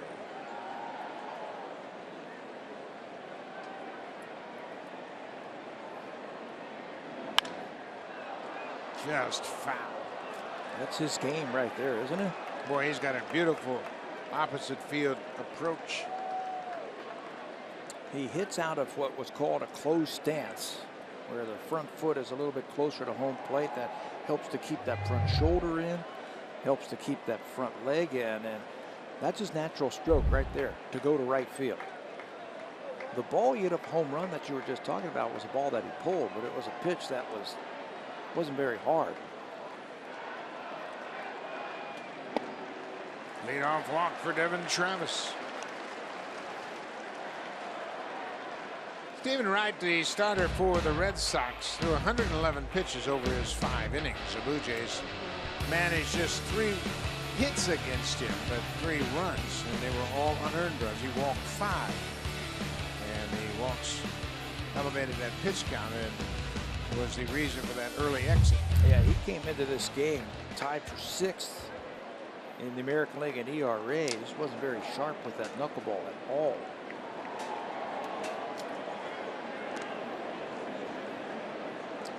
Russell Martin has walked and hit into a double play.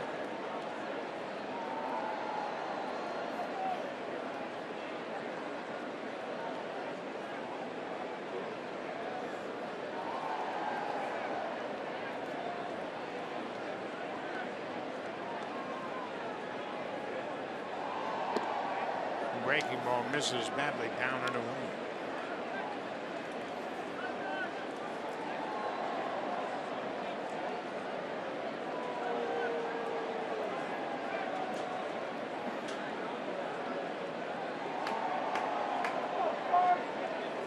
.5-3 Boston.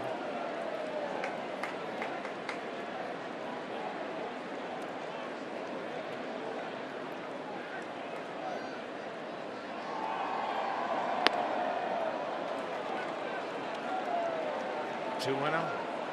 98 miles an hour. No problem with his arm. Yeah, that's what I mean, that he will walk you. He'll give up his share of base runners. His whip is almost 1.5. So that's a runner and a half every inning. That's not close. Gets away from Hanigan, and Travis moves up.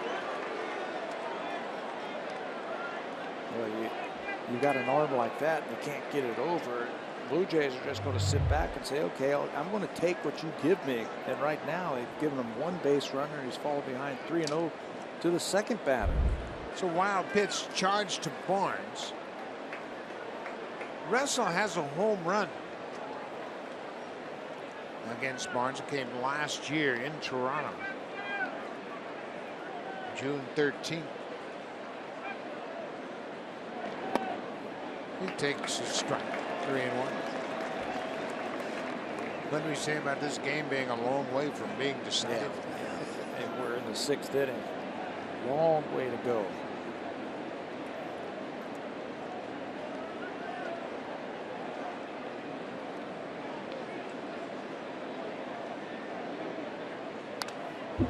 Russell had a good cut. Now it's a full count.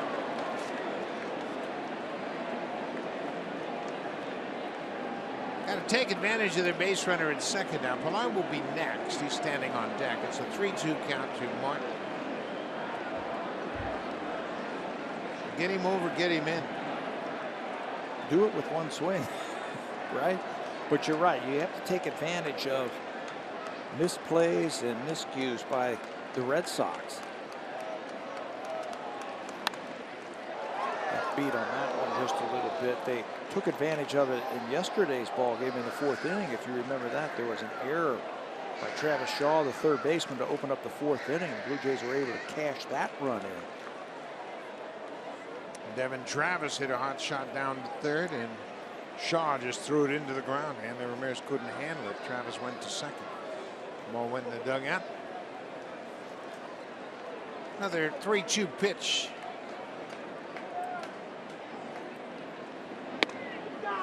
Strike 3 call.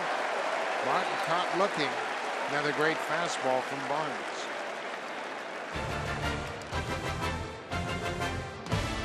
It's time to convert your big outdoor tasks into short, effortless work. Make the great outdoors even greater with Honda Power Equipment.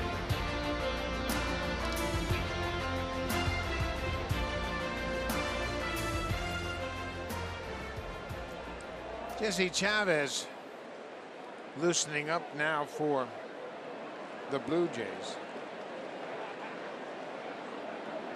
Jesse's been on a pretty good roll lately, throwing the ball very well.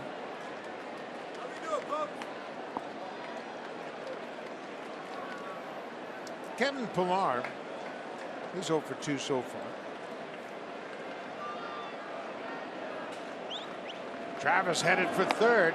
Hannigan's throw is late. Devin Travis timed it perfectly.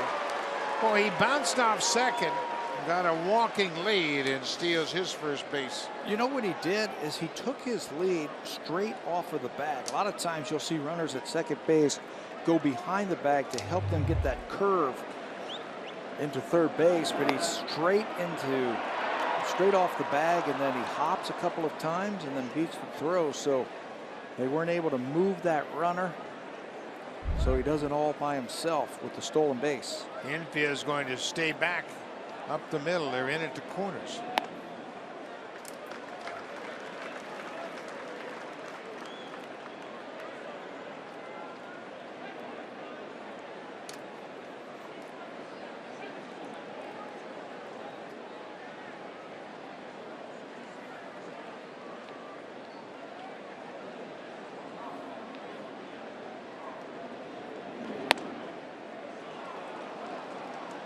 Just off the outside edge. 2-1 to Pillar.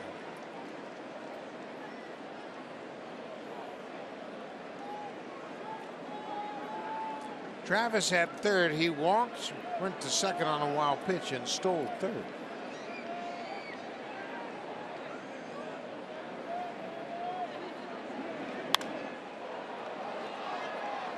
Man, that's got to be tough to hit right now. Tough background for sure. Pillar battling. It's 97-98 from Barnes. You can see the sunlight out in the outfield. The hitter's background bathed in sunshine, and the home plate area covered with shadows. And you're just praying that he throws you fastballs, because if he throws you a breaking ball, tough to catch up to it. Tough to catch up to the spin and see the spin. Bouncing ball, that'll score a run. Good job by Pillar. He put the bat on the ball, and Devin Travis comes in to score. There's a manufactured run for you. Yes, right there. A walk, a wild pitch, a stolen base, and a ground out. Gets the Blue Jays 1 run closer. RBI number 18 for Kevin Pillar, and he'll treat that at bat just like a line drive base hit, hitting in these shadows right now to pick up the RBI. Well, you're not kidding about that. I mean, it's tough for the hitters right now. It's tough for the right side of the defense right now. right fielder, the second baseman, and the first baseman to pick the ball up. Mookie Betts out in right field, basically staring right into that sun. It's a little bit off to his right, but you can see him out in right field, that sun casting a long shadow behind Betts. So this has always been a tough right field, these late afternoon games. Darwin Barney has hit 2 balls to right this afternoon.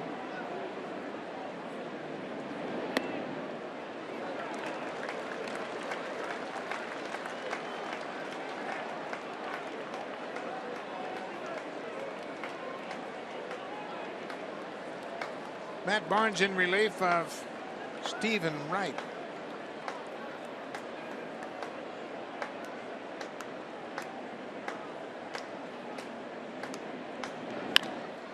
Bouncing ball. Bogaerts gets a chest high hop.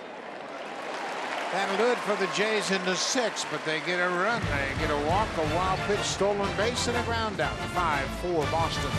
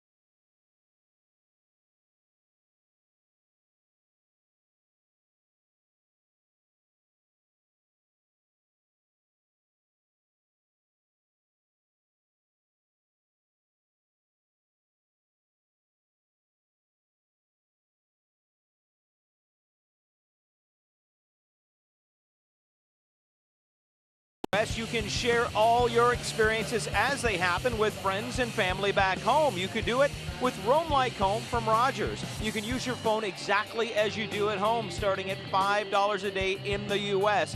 To get more details, go to rogers.com/Roam Like Home. She's giving it 2 thumbs up, Buck. She sure is, and they're having a good time here, all these Blue Jay fans. Packed house. Marcus Stroman battling it out here with the Red Sox. He's allowed 8 hits over 5 innings. Boston has a 5-4 lead. The Blue Jays keep coming back.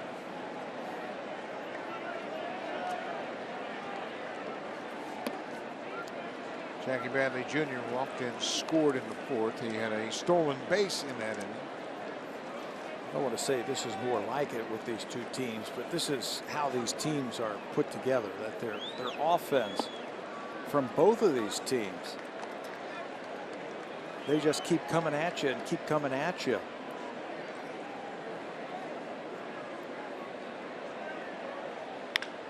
Bouncing ball up the middle. Nice play by Goins. What a play. We talk about how well the defense has played over this recent hot streak. The Blue Jays have won 11 of their 14, and the defense has had a big part in that. Wow, what a play by Goins. He's going to go up the middle. Now, catching it was difficult, but even more difficult was being able to transfer the ball from your glove into your hand and then throwing accurately on the run to get a very fast runner over at first base. He made that thing look easy. And it wasn't that close at first base. And Ryan does a terrific job each day taking ground balls at all the infield positions. And now he's taking ground balls at first and fly balls in left. A super sub. And if you could swing the bat like he has been swinging and play that kind of defense, you could play a long time. Boy, that was a pretty play. I didn't think he had a chance. I didn't think he had a chance to get to the ball, let alone throw him out at first base. Now Blake Swihart walks. A 1-out walk. Let's check in with Jamie Campbell.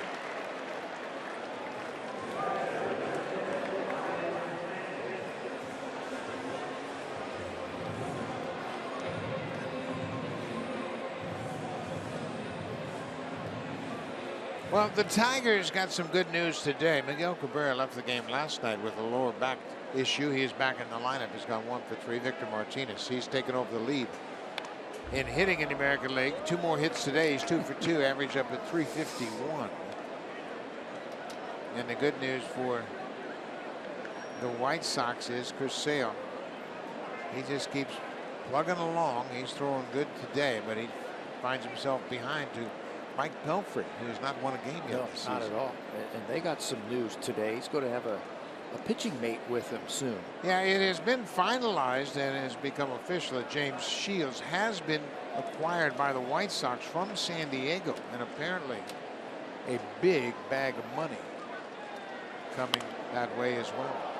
To help pay for James Shields' contract. Sound like San Diego's playing for about $30 million. Wow. But the White Sox had some money left over because Adam LaRoche decided to retire in the spring. He was making $13 million.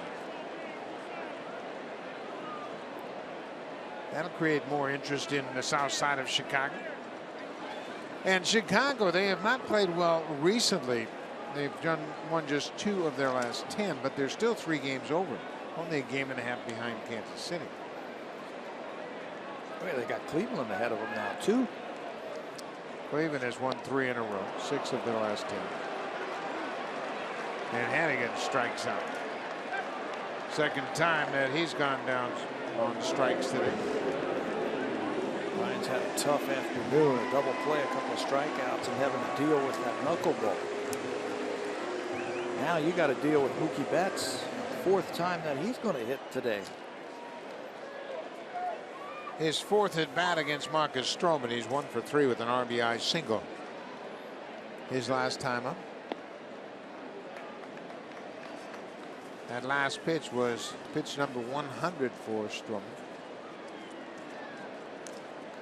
This Red Sox lineup, much like the Blue Jays lineup, they'll make you work as a pitcher. You know what makes it even worse is having to deal with this ballpark.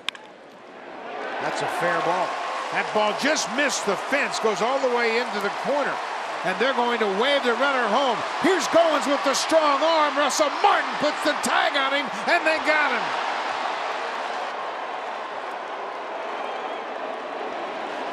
What a relay by Goins, and he had a heck of an inning defensively. Saunders gives him a good feed from the corner.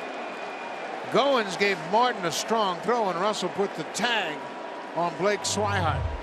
One more time. Look at Goins out there. He's got his 2 hands up there saying, give me the ball right here. He's got a good angle to make a good strong throw to the plate. And he is banged out by Jerry Meals right there. I'm sure they're going to take a look at this one more time. They normally do, but there is Russell. He tagged him before he ever got close to home plate. He stays with him with the glove. Swihart trying to avoid the tag, hasn't made contact yet, and Martin got him on the chest. Jerry Meals is the crew chief, and he was right on top of the play, but the umpires are under the headset. This replay review is powered by Samsung. You know, a couple of points on that play. The ball almost hit the stands where it jetted out, but it got by them there. And Michael Saunders went into the corner, but Ryan Goins got himself into good throwing position where he had an angle to throw the ball home, a clear path. The Blue Jays still are waiting to hear from this. There are a lot of things that happened on that play you only see in Fenway Park. Only. How about the third base coach getting into fair territory to see where this ball is? That ball goes down into the corner. The shortstop has to go out. Look at the third base coach, Brian Butterfield, in fair territory because he's got to get an angle and a view of where that ball is. And then the Blue Jays finishing off the play at home. Ryan Goins is terrific on those relay throws. He gets his body into a perfect position. He's got the strong arm, and he unloads it in a hurry. He really gave Russell a good throw. Russell made a nice play on it. It was a short hop, and then he came back with enough momentum, put the tag on Swihart. And Russell feels strongly enough to go ahead and sit down. He gives him the plate to slide to, and then ends up tagging him.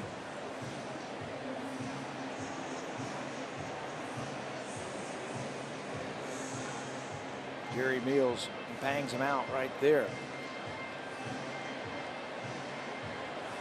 Mookie Betts hit the ball down into the corner, and this is taking a long time. Remember, there has to be inconclusive evidence that it has to be overwhelming evidence to overturn the call on the field. I think they're checking to see if Swihart's foot hit the corner of the plate first of all. That lead foot, that front foot, did it get the tip of the plate? Then they want to see if Russell Martin tagged him. Watch the front foot. Does it get the plate? Then it looks like he tags him and he stays right with him. But then Swihart tries to swipe at the plate and tag it with his hand. One more time, this angle could tell you, did the toes get the front of the plate? You can see Jerry Mills right in on that one. He hasn't tagged him yet. He is ruled safe. And now Gibby wants an explanation. It must have been the fact that that toe appeared to cross home plate before Russell had tagged Swihart, so the ruling on the field is overturned. Well, Mookie Betts will get an RBI. Blue Jays have to go back out on the field. And I think that's the explanation that John Gibbons wants to hear. Did the foot touch the point of home plate? It looked like Russell's tag came down, and when he initially went to get him, I don't want to say he missed him, but the foot might have tagged, and then he stayed with him and hit him right in the chest. Gibby still wants to know from the crew chief what they saw.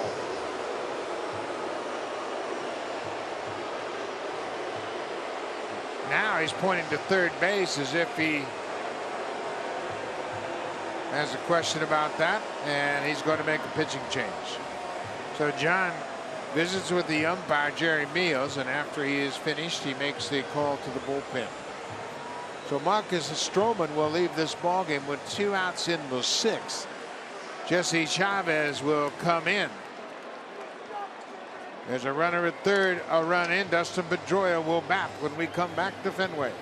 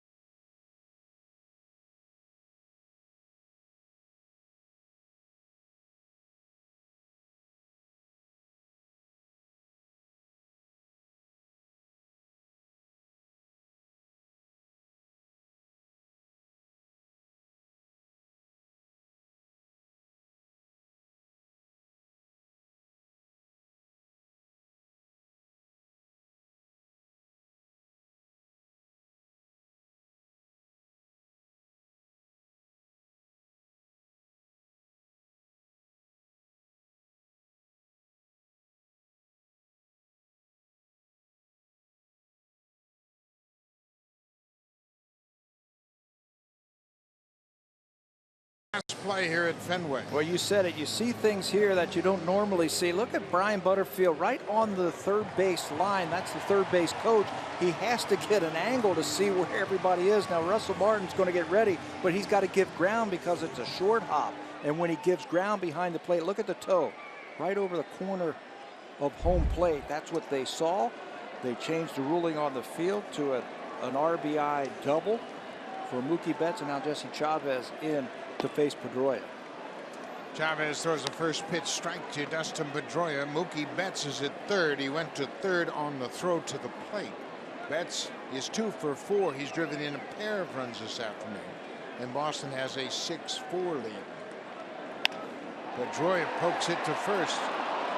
Smoke will go to the bag. Pedroia is retired. Chavez closes out the Red Sox in the bottom of the 6th, but Boston has scored in the last 5 innings to take a 6-4 lead.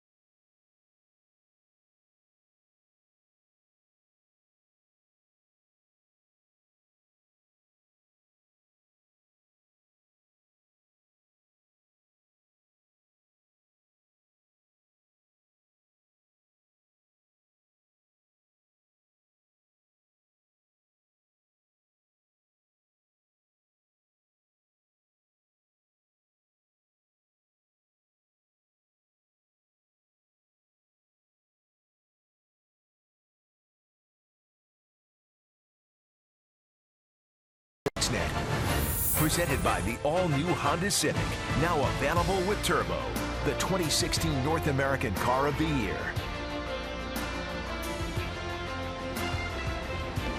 Quite a ball game going on here in Boston this afternoon. Boston has a 6-4 lead over the Blue Jays. New catcher into the ball game, Christian Vasquez, taking over for the starter, Ryan Hanigan. I wonder if Hanigan, who's been battling some injuries, he's had some neck problems and some other injuries. He had a tough day today. Can't finish this one off. Look at that. Every inning except one for the Red Sox that they have scored in.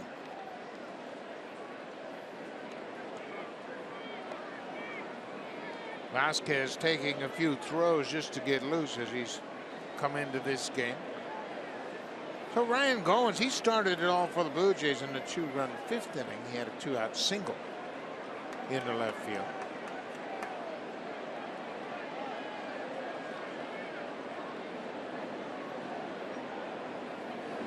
Had a nice swing at that 95-mile-an-hour fastball.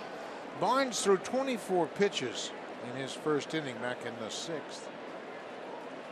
Blue Jays did not get the ball out of the infield, and they scored a run against them. Took advantage of a walk, a wild pitch, a stolen base, and a ground out.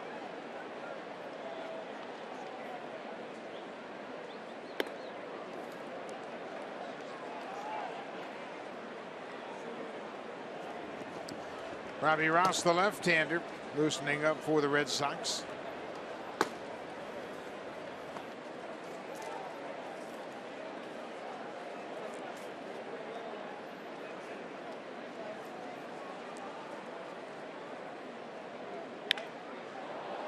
Fly ball to center. Shouldn't be a problem for Becky Bradley. He makes the pitch. Goins retired, 1 out.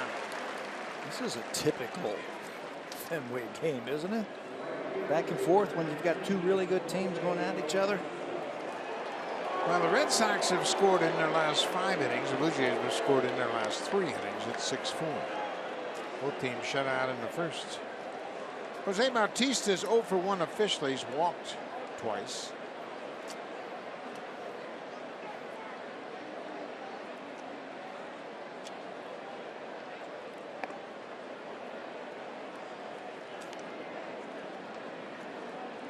After tomorrow's game, the Sunday finale of this 3-game series, these two ball clubs won't meet again until September. They will have played 13 games against one another at the end of the game tomorrow. Bautista hits a bouncing ball to short. 2 up, 2 down. This copyrighted telecast is presented by authority of Rogers Blue Jays Baseball Partnership and may not be reproduced or retransmitted in any form. And the accounts and descriptions of this game may not be disseminated without the express written consent of Rogers Blue Jays Baseball Partnership. Beautiful Saturday afternoon in Boston. We are at Fenway Park. The inner harbor of Boston is beautiful. Boston Harbor. Just about a mile away from here.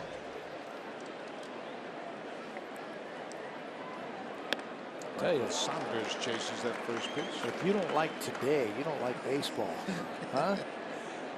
I even had to have some popcorn before this game started. It was a perfect day. Hot dogs, popcorn, ballpark, and a beautiful afternoon.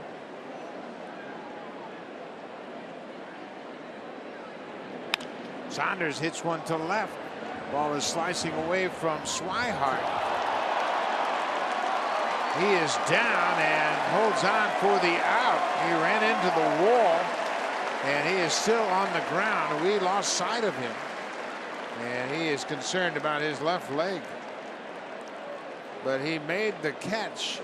Blue Jays might want to take a look at this one, and John Gibbons is out there to hold things up. We get blocked off from where we're sitting. This will show you another athletic move for. That ball hit the wall. Yeah, for Swihart, that ball hit the wall. Yeah, He took it the sure brunt of did. that. The ball hits the wall just before he catches it. So that'll be no catch, and they're going to review it. But that angle right there, and he hit that wall hard. That is solid concrete down there. He's going to leave this ball game. Yeah, his left ankle looks like it got underneath the padding, and then the left knee hit the wall. Trying to walk it off. Well, Dave Dombrowski very concerned. Obviously, anytime a player leaves the field with an apparent injury. But this play was ruled a catch in left field. It is under review right now by the umpiring crew, and it should be reversed. One of the players who is not in, as the umpires are taking a look at, John Ferris trying to figure out, we'll probably see Chris Young. Here's another look at that fly ball as Swihart catches it, but it hit the wall and caromed into his glove. So it'll be no catch if they get the right angle, and then he twisted his ankle. Watch his left ankle get tucked underneath the padding as he's right up against the wall, and then the knee hits it, follows it, he twists it. Brock Holt normally has been playing left field, but he has been placed on the disabled list with reoccurring concussion syndrome. So they've lost him, and now Swihart has to lose the game, leave the game. We have seen Holt out here each of these 2 days, running the bases, taking batting practice, trying to see if he can overcome the effects of the concussion. The umpires have their ruling, and it is no catch, as we suggested. So now Michael Saunders will come back and have another swing. And on the play, Chris Young will take over defensively in left field for Blake Swihart. Again, another game where you see something different every single day. Baseball is beautiful in that regard. We've got quite a game going on. It's a 2-run game. It's 6-4, and John Farrell has lost his left fielder, Blake Swihart, to an injury. And he's already taken out his catcher. He's got a couple of bench players in. He's only got 2 left. Marco Hernandez, a left-handed hitter, and Josh Rutledge, a right-handed hitter. In case you're just joining us, Josh Donaldson did not start this game. He was out of the lineup, and the information we received indicated he's dealing with a bruised right hand that he suffered swinging the bat yesterday in that game. So Michael Saunders will get another chance. 0-2 count. The delay created some problems for Matt Pujols. He threw a couple of balls once it was determined that the ball was not caught, and that's not one of them. Watch out in the front row. He's got good carry on his fastball and all the way back to the screen on the fly. 1-2, 2 outs.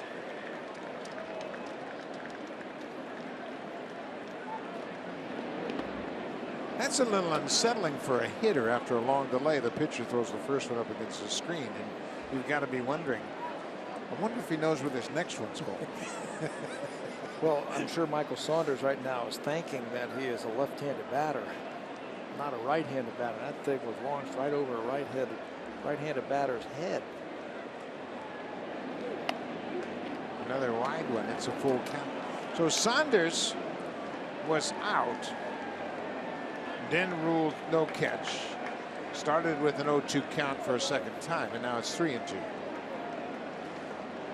Danger on deck for the Red Sox. Barrel's well aware of that.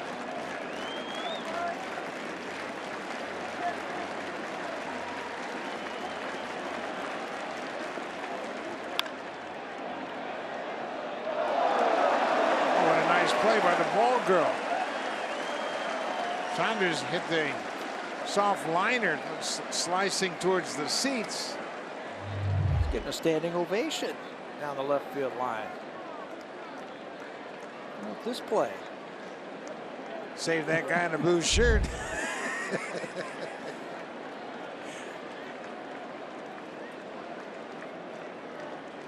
Another 3-2 pitch.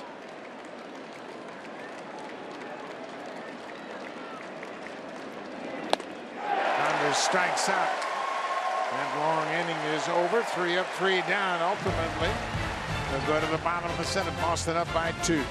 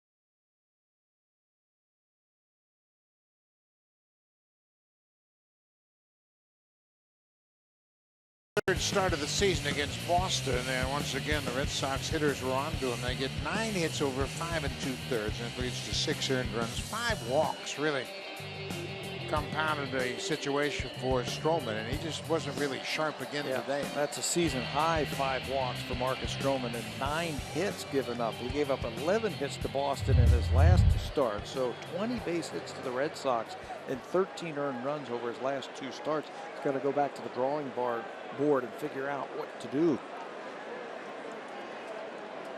Jesse Chavez took over for Stroman and got Dustin Pedroia to ground out to end the 6th inning. Xander Bogaerts, he's had another good day at the plate. 2 more hits today. He's 2 for 3 this afternoon.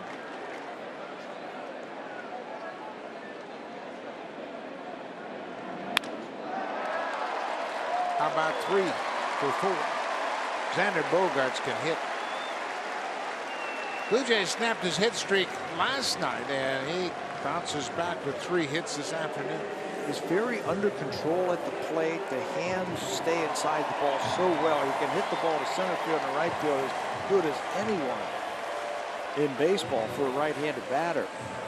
Plus, he knows he's going to get his share of fastballs hitting in front of this guy. Yeah, it doesn't hurt that he's had Ortiz hitting behind him all season.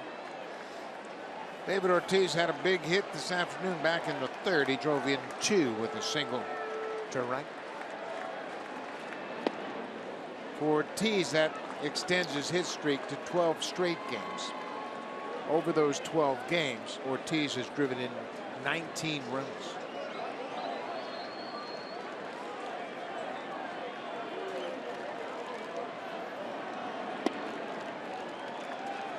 Two balls, no strikes. It constantly amazes me, you know, how he can continue to have that great bat speed. And pitchers try to pitch him inside. Watch where his front foot goes. The first move of that front foot. It's opening up and he's trying to pull. And he pulled that one into the seats, a rocket. I mean, he's right on top of the plate as Tazawa starts to get loose. But he's right on top of the plate and his front foot opens up, steps towards first base, and he's trying to yank everything. Right on the outside corner. 2 balls and 2 strikes. Nobody out. We're in the bottom of the 7th. And the Blue Jays trail by 2. Jesse Chavez in relief of Marcus Stroman.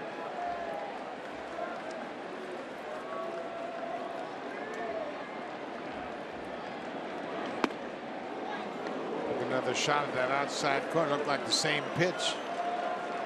One's a ball, one's a strike. Full count. Ramirez will be next. Here's that play again. Yes, it is. 3-2. They might start the runner, and that's why Ryan Goins is talking to Jesse Chavez. If the runner goes, maybe they thought about it here. They might do what you were saying earlier. In the 5th inning, in the same situation, Bogaerts was running on the 3-2 pitch and went first to third on a ground ball to second.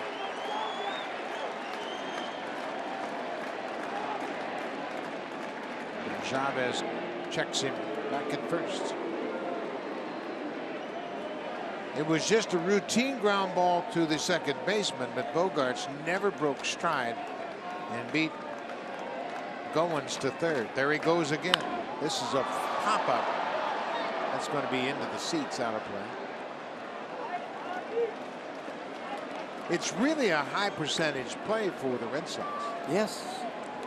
You got some speed at first base. He takes off. If there is a ground ball to the right side, it's nearly impossible to try and get an out on that unless you're anticipating that runner going to third. If you fake the throw and he doesn't go, hope you have enough time to still get the batter. This is playable. Goins calls for it. The shortstop. Now he's going to make a throw to first, but Bogaerts is back standing up. Well, that was a good play by Goins. He was running out of room as he was getting close to the seats, but he stayed with it. And then had the presence of mind to try and wheel back, and knowing that Bogaerts was taking off, trying to double him off of first base. He's in the shift. Look, he goes to the bag because the runner was going, and now he's going to range out into right field, calls off Saunders, and then tries to get the runner at first base. He's had a heck of a game today defensively. And he's got a base hit. Scored a run. Here is Hanley Ramirez. He's 0 for 3 so far.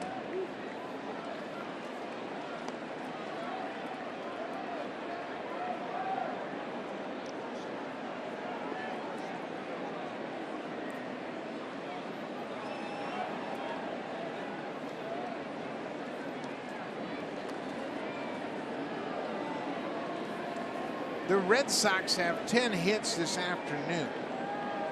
They were held to just 5 in last night's loss.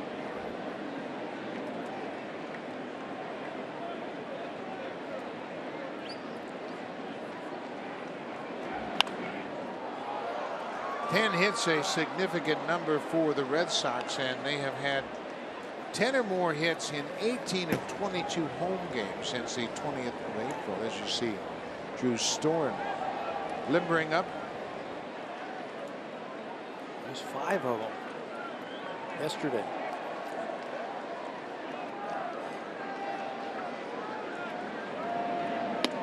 Strike 3 call. Ramirez can't believe it. Jerry Meals rings him up on that inside fastball. I asked Jesse Chavez the other day, I said, when did you start throwing that cutter? And he said about 3 years ago, 3 or 4 years ago. And it's a good one. It's a natural cutting action. He can throw it away to right-handed hitters, and he can throw it into right-handed batters. That time he cuts that fastball right on the inside corner to pick up the strikeout.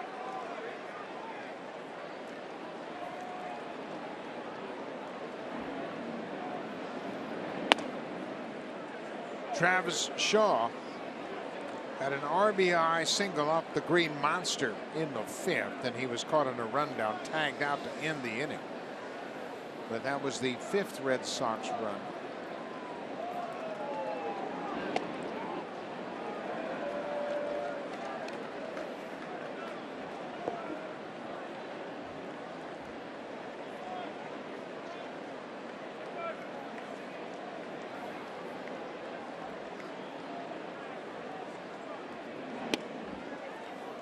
Martin with a snap throw down the first, and Bogaerts is back safely. 3-0. You got to figure that he's got the green light in this ballpark.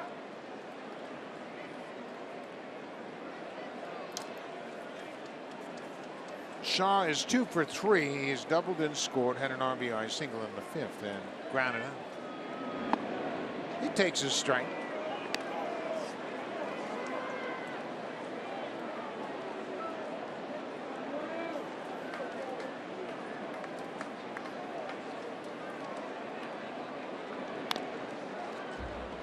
Now it's a full count, so Bogaerts at first with 2 outs will be moving on the pitch. Jackie Bradley Jr. is on deck. With all the attention paid to Betts, Pedroia, Bogaerts, Ortiz, it's Shaw that leads the Red Sox in RBIs against the Blue Jays. Goins behind second. Throws him out. Well, the Blue Jays are down by a pair as we go to the top of the 8th. It'll be Edwin Encarnacion, then Justin Smoke and Devin Travis. Middle of the order for the Jays.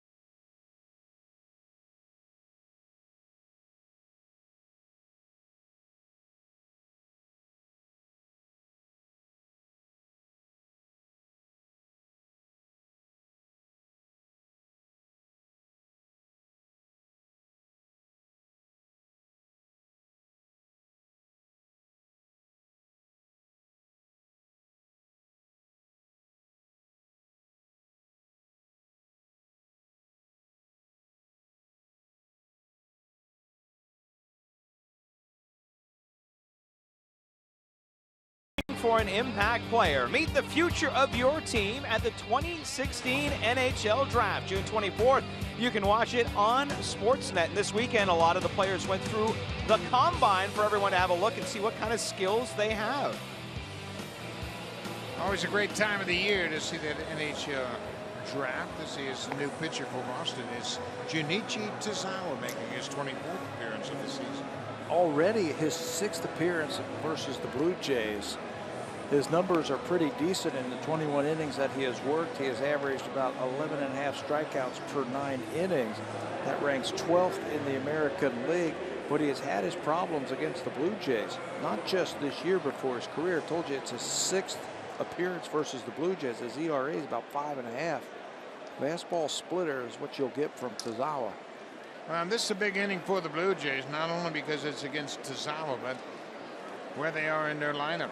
Encarnacion Smoke and Devin Travis. Remember, no Josh Donaldson in the starting lineup. He was out of the lineup with a bruised right hand.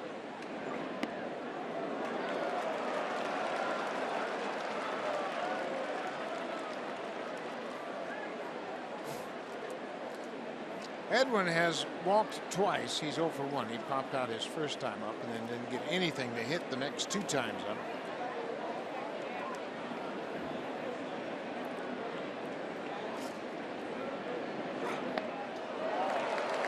Breaking ball, it's 0-2. Going to the breaking ball the first couple of pitches. Tozawa, this is his 8th year already with the Red Sox organization. 8th year. Blue Jays have had to face him. Very durable pitcher. He can throw a lot.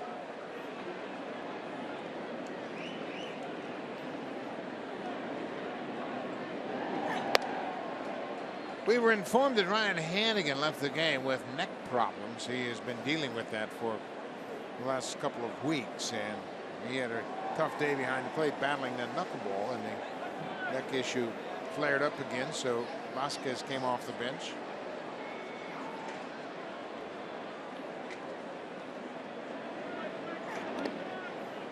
In the dirt.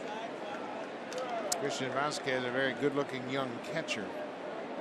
He's got great defensive skills, and he comes from Puerto Rico, of course, his idol. The great Pudge Rodriguez.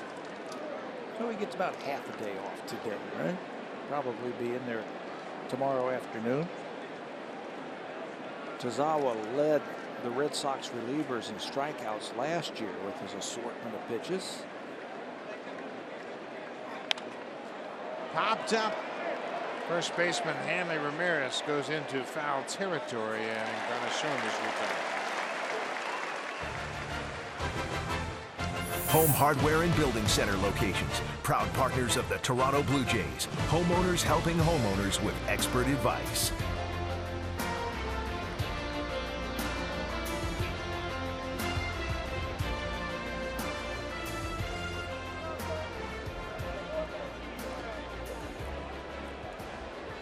Justin Smoke has an RBI single today, 1 for 3 on the afternoon.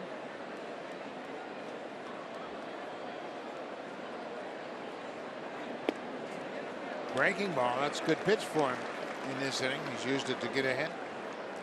You know, if you keep getting knocked around like he has against the Blue Jays in his career, you got to try something different, don't you?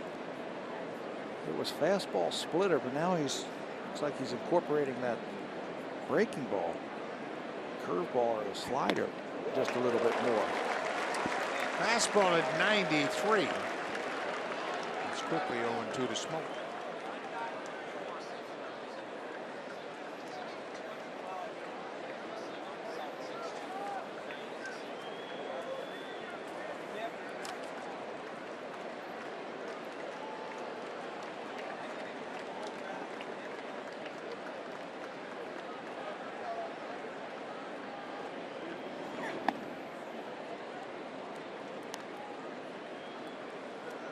The Blue Jays have scored 4 runs, but they've managed just 3 hits.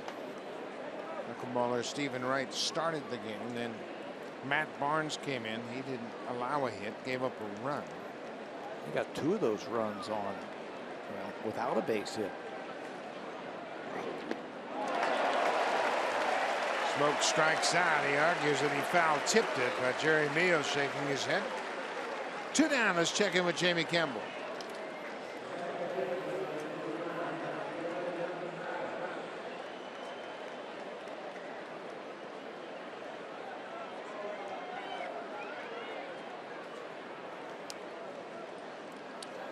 Tough way to break in, to have a collision in your first game, but he was able to make the catch.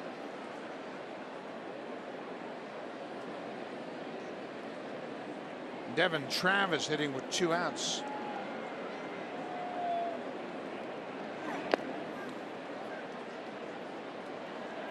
Josh Donaldson got his batting gloves on and a bat in his hand and his elbow pad on, just in case Blue Jays get somebody on. I think he's ready to go. He's ready to go. Got the elbow pad on, batting gloves. Take a couple of swings in there. I don't think we will see him unless they absolutely need him.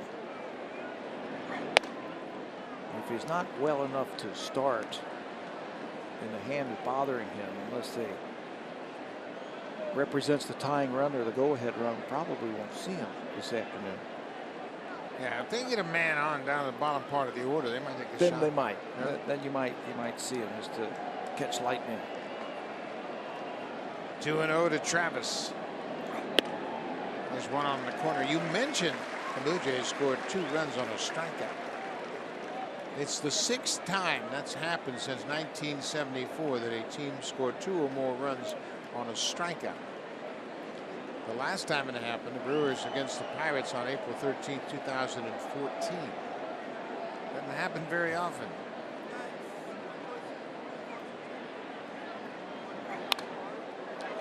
The last time the Blue Jays did it was July 26, 1990. Mookie Wilson struck out, reached base on the air, and the Blue Jays scored 3 runs against Kansas City. 3 runs. 3 runs. Bases loaded strikeout, obviously with 2 outs. Did it say who they were playing there? Kansas City. They were playing Kansas City, and they did not have a knuckleball pitcher, so I don't think I've ever seen that before. Bounced in the dirt. It's a full count to Travis. Russell Martin waits on deck. I've seen 2 runs score on a wild pitch before. I remember Kirk Gibson scoring from second base on a short wild pitch, but I don't remember a strikeout. In the Pirate game last time it happened, that included an error.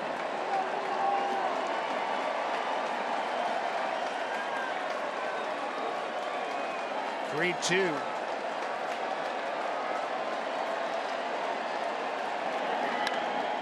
Fly ball to right. Betts is on the move.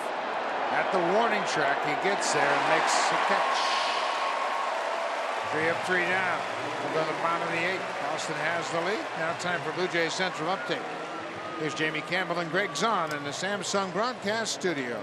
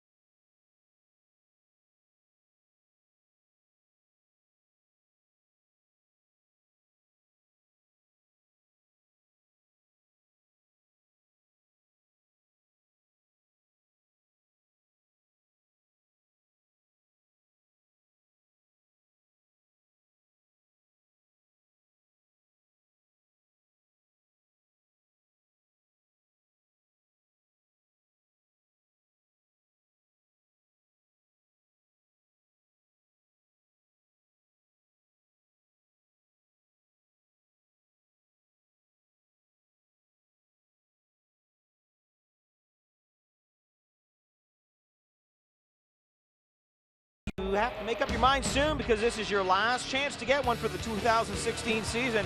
Get your pack before June 9th at 5 p.m. The account executives will find the package that best suits your need. Call 416-341-1234 or visit BlueJays.com. Buck?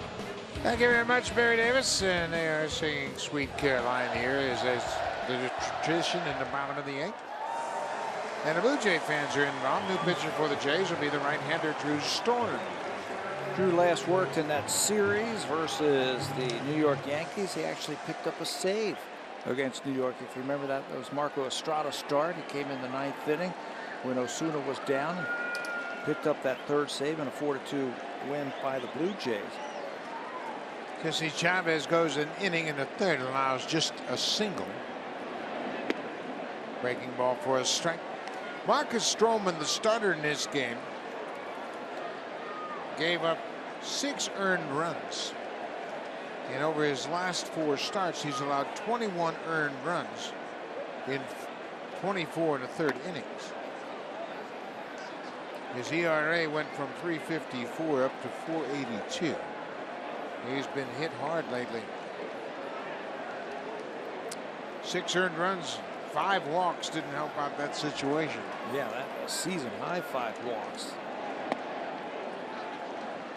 Tampa Bay was one of those starts that you were talking about, and then 2 against the Boston Red Sox.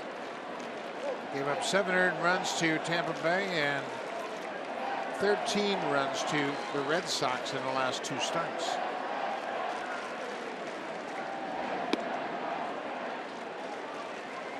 Pretty good pitch. Breaking ball just off the inside corner. It's 2 balls and 2 strikes to the leadoff man here in the 8th. And there is the Red Sox closer, Craig Kimbrell.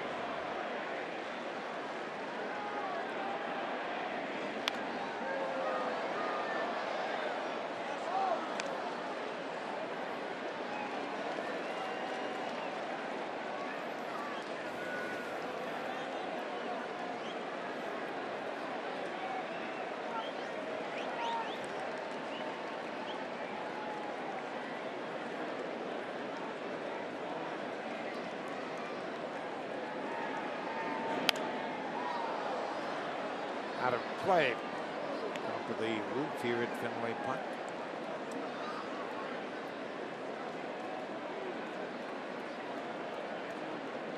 Drew Storen has thrown the ball much better of late. And as you mentioned, he had that save. He's had a couple of real good outings lately. His slider has been better. Missed with it that time. He creates a very tough angle, I think, for both right-handed and left-handed batters. He is over on that 3rd base side and can really spin a breaking ball. Saw Chris Young, who is on deck. He came in defensively after Swihart left with an apparent injury. That ball is hit high and deep to left. That's going to be off the green monster. Pilar will play it, but Jackie Bradley Jr. has a stand-up double. His 14th double of the season. You know, that's why year in and year out, the Boston Red Sox either lead or in the top of the American League in doubles because they can hit that wall with regularity. Doesn't try and pull this ball. It's a fastball up and away, and he stays right with it. Doesn't overswing, just tattoos the wall for extra bases. 5th double of the afternoon for Boston.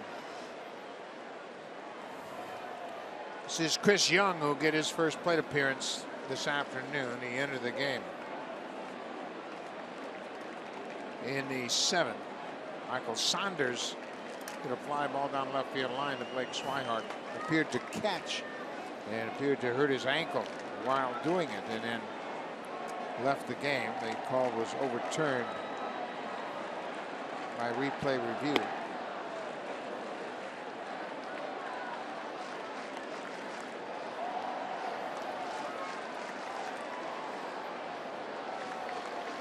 Chris Young brought in here to be the right-handed left fielder in a platoon situation. He's batting .288 for the season with 3 homers and 9 RBIs. And he just destroys left-handed pitching. 414. He's 12 for 29 against lefties, just 205 against right-handers. It's a good pickup for him. A right-handed batter, and he's a fly ball type of swinger. He gets underneath the ball. Fly balls here are doubles or home runs easily.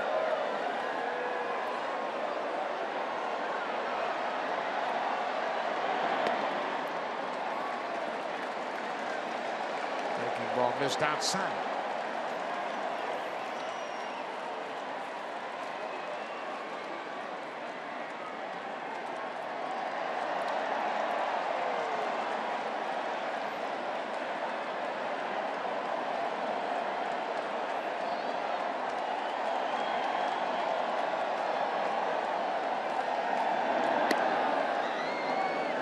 Fastball strike. It's now 2 balls and 2 strikes. Nobody out. Jackie Bradley led off the inning with an opposite field double. Blake Swihart, who started in left field, batting in the 8th spot, finished up 1 for 1. He had a couple of walks, drove in a run, and scored a run.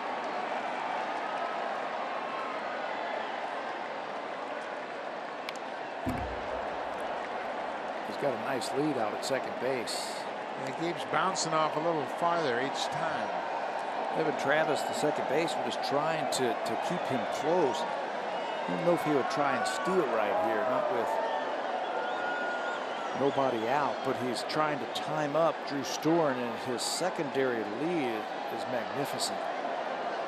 There is Travis trying to keep him close. So as soon as Devin starts to go back to his position, that's when Jackie Bradley starts to bounce off.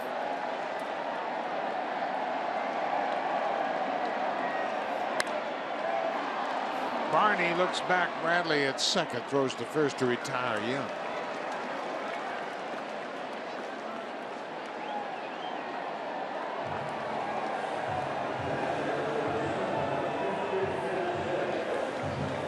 This is Christian Vasquez. He too will bat for the first time.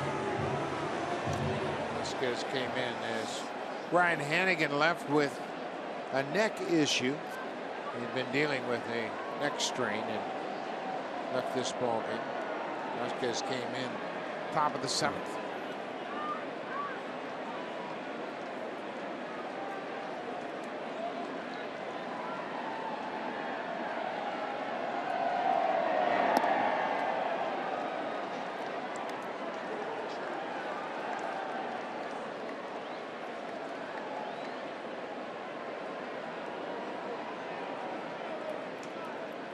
Blue Jays are going to change up now. Who's going to keep Jackie Bradley close at second base? It looks like Ryan Goins, the shortstop, is going to try and duck in behind him.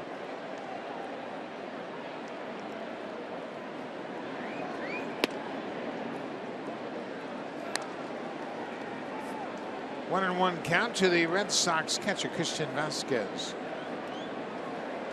Vasquez missed the season last year with Tommy John surgery. They really were protective of him as he worked his way back.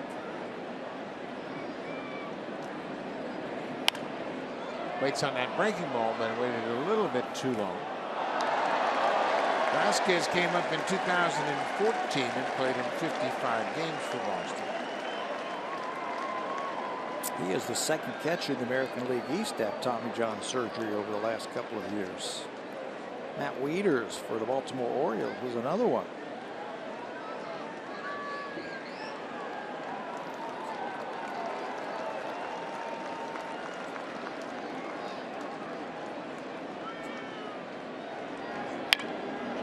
Right back to Storen. He'll go to first.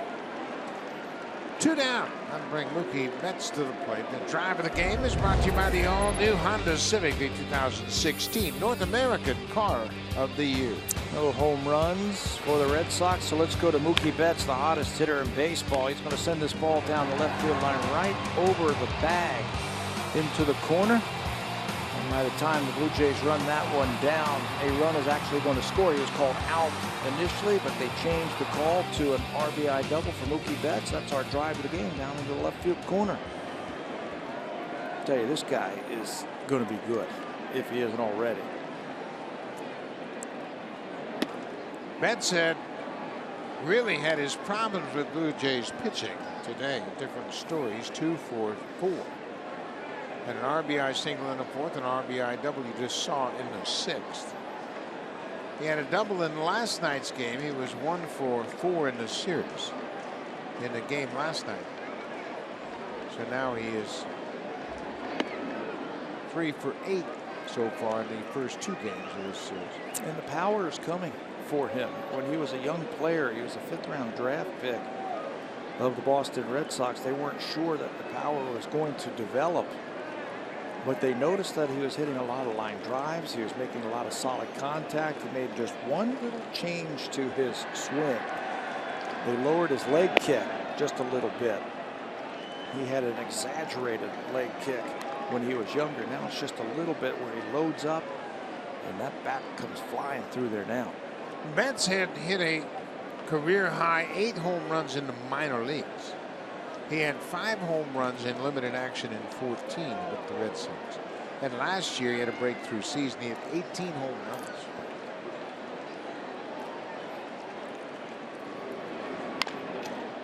Foul ball. Those line drives that were extra base hits in the minor leagues are now turning into home runs.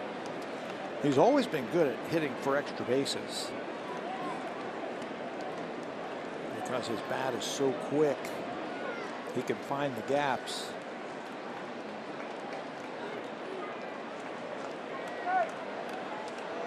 I think he is a 5-tool type of player. He can hit for power, run, throw, and field.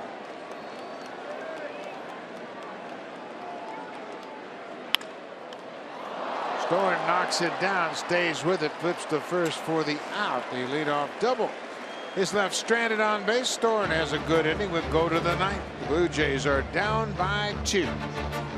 Craig Kimbrel coming in.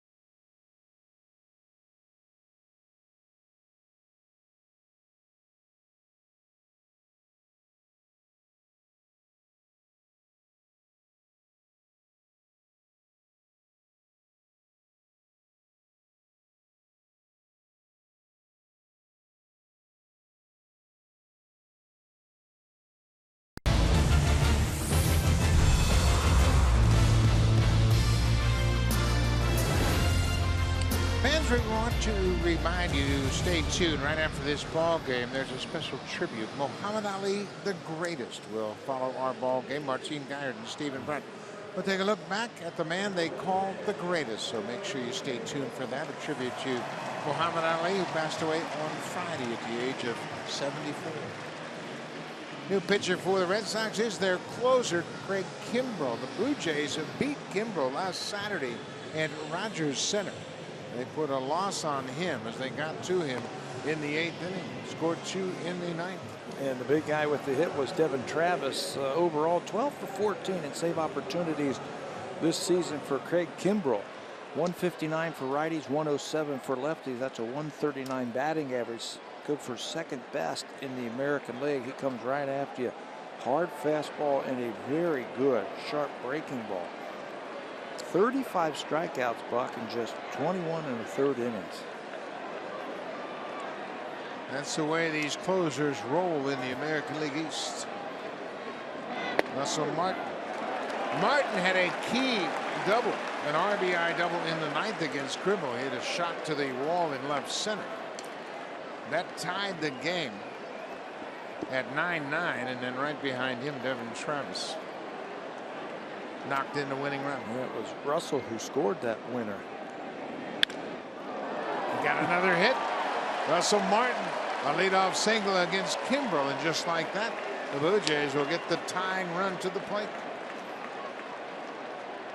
That's got to do wonders for your confidence. You got one of the best relievers in baseball in Russell. 2 for 2. That ball was ripped to center field. That was a good pitch. Yeah. They really had to go down. He stayed on it, didn't try to do too much with it.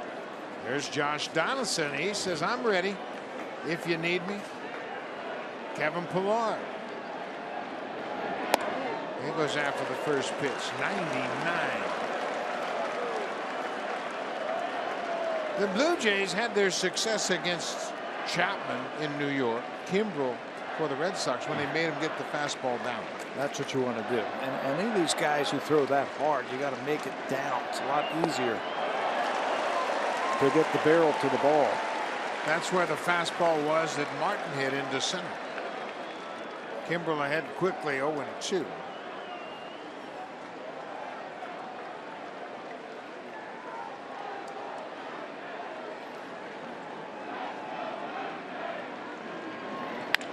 Ground ball. Shaw at third. Second for one. Back to first. Double play.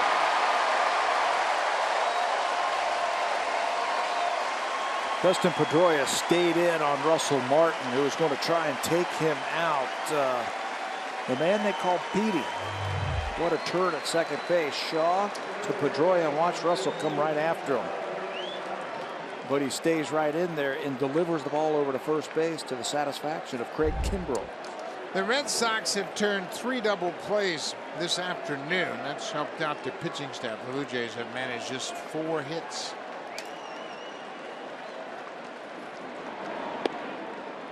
Jays down to their final out.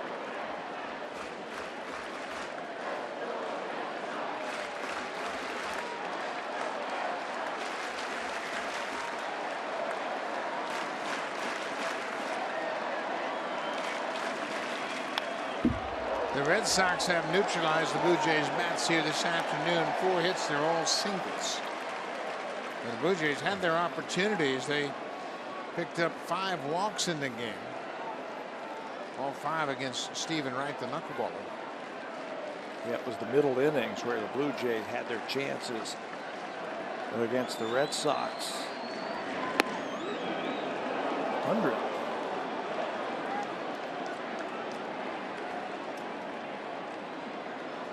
Kimbrel last worked on Tuesday, so he is well rested.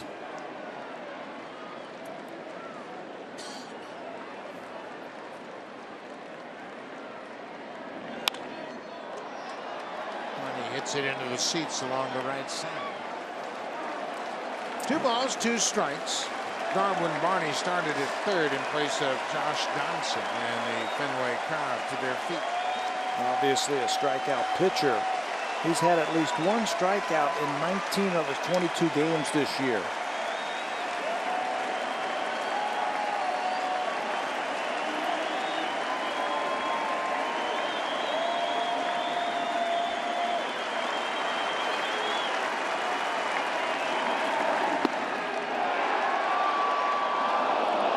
Appeal down to first, denied by Sean Barber, the first base umpire.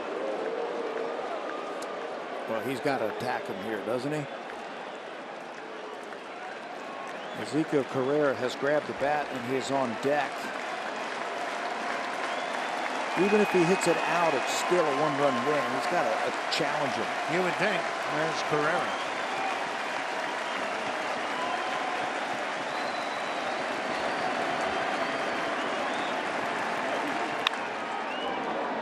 Came at him with the fastball, and Barney hooks it into the seats.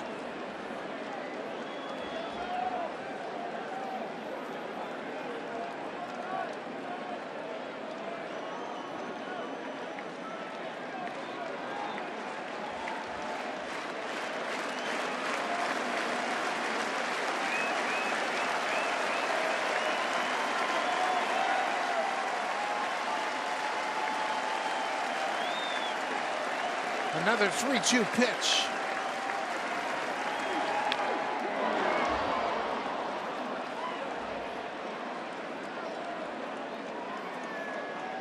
Of course, the Blue Jays got to Kimbrel last Saturday, as we mentioned. So they were down to their last strike in that game, too. A couple of times. Yeah, before they were able to push a couple of runs across.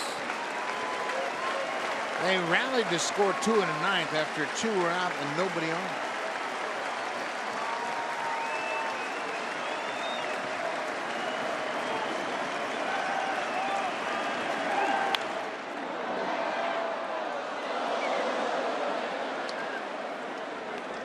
Wouldn't it be nice to see the same situation here? Yeah, 2 outs, nobody on.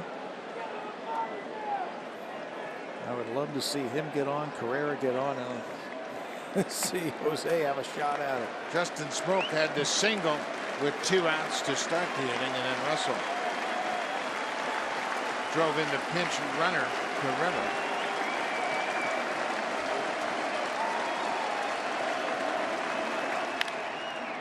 Fly ball to right. This should do it. That's there. That's the ball there. The Red Sox have eased into the series at a game apiece. Kimbrel picks up the save. Boston with 5 doubles in the game. They've out-hit the Blue Jays 11-4 this afternoon and win it 6-4. They kept the pressure on the Blue Jays offensively, I thought, all afternoon long against Marcus Stroman. They had runners on every inning, it seemed like. They left a couple of runners on base, but they pounded out 11 hits, scored 6 runs, and win the middle game of this 3-game series. Blue Jays could still win the series tomorrow with Marco Estrada. Marco Estrada.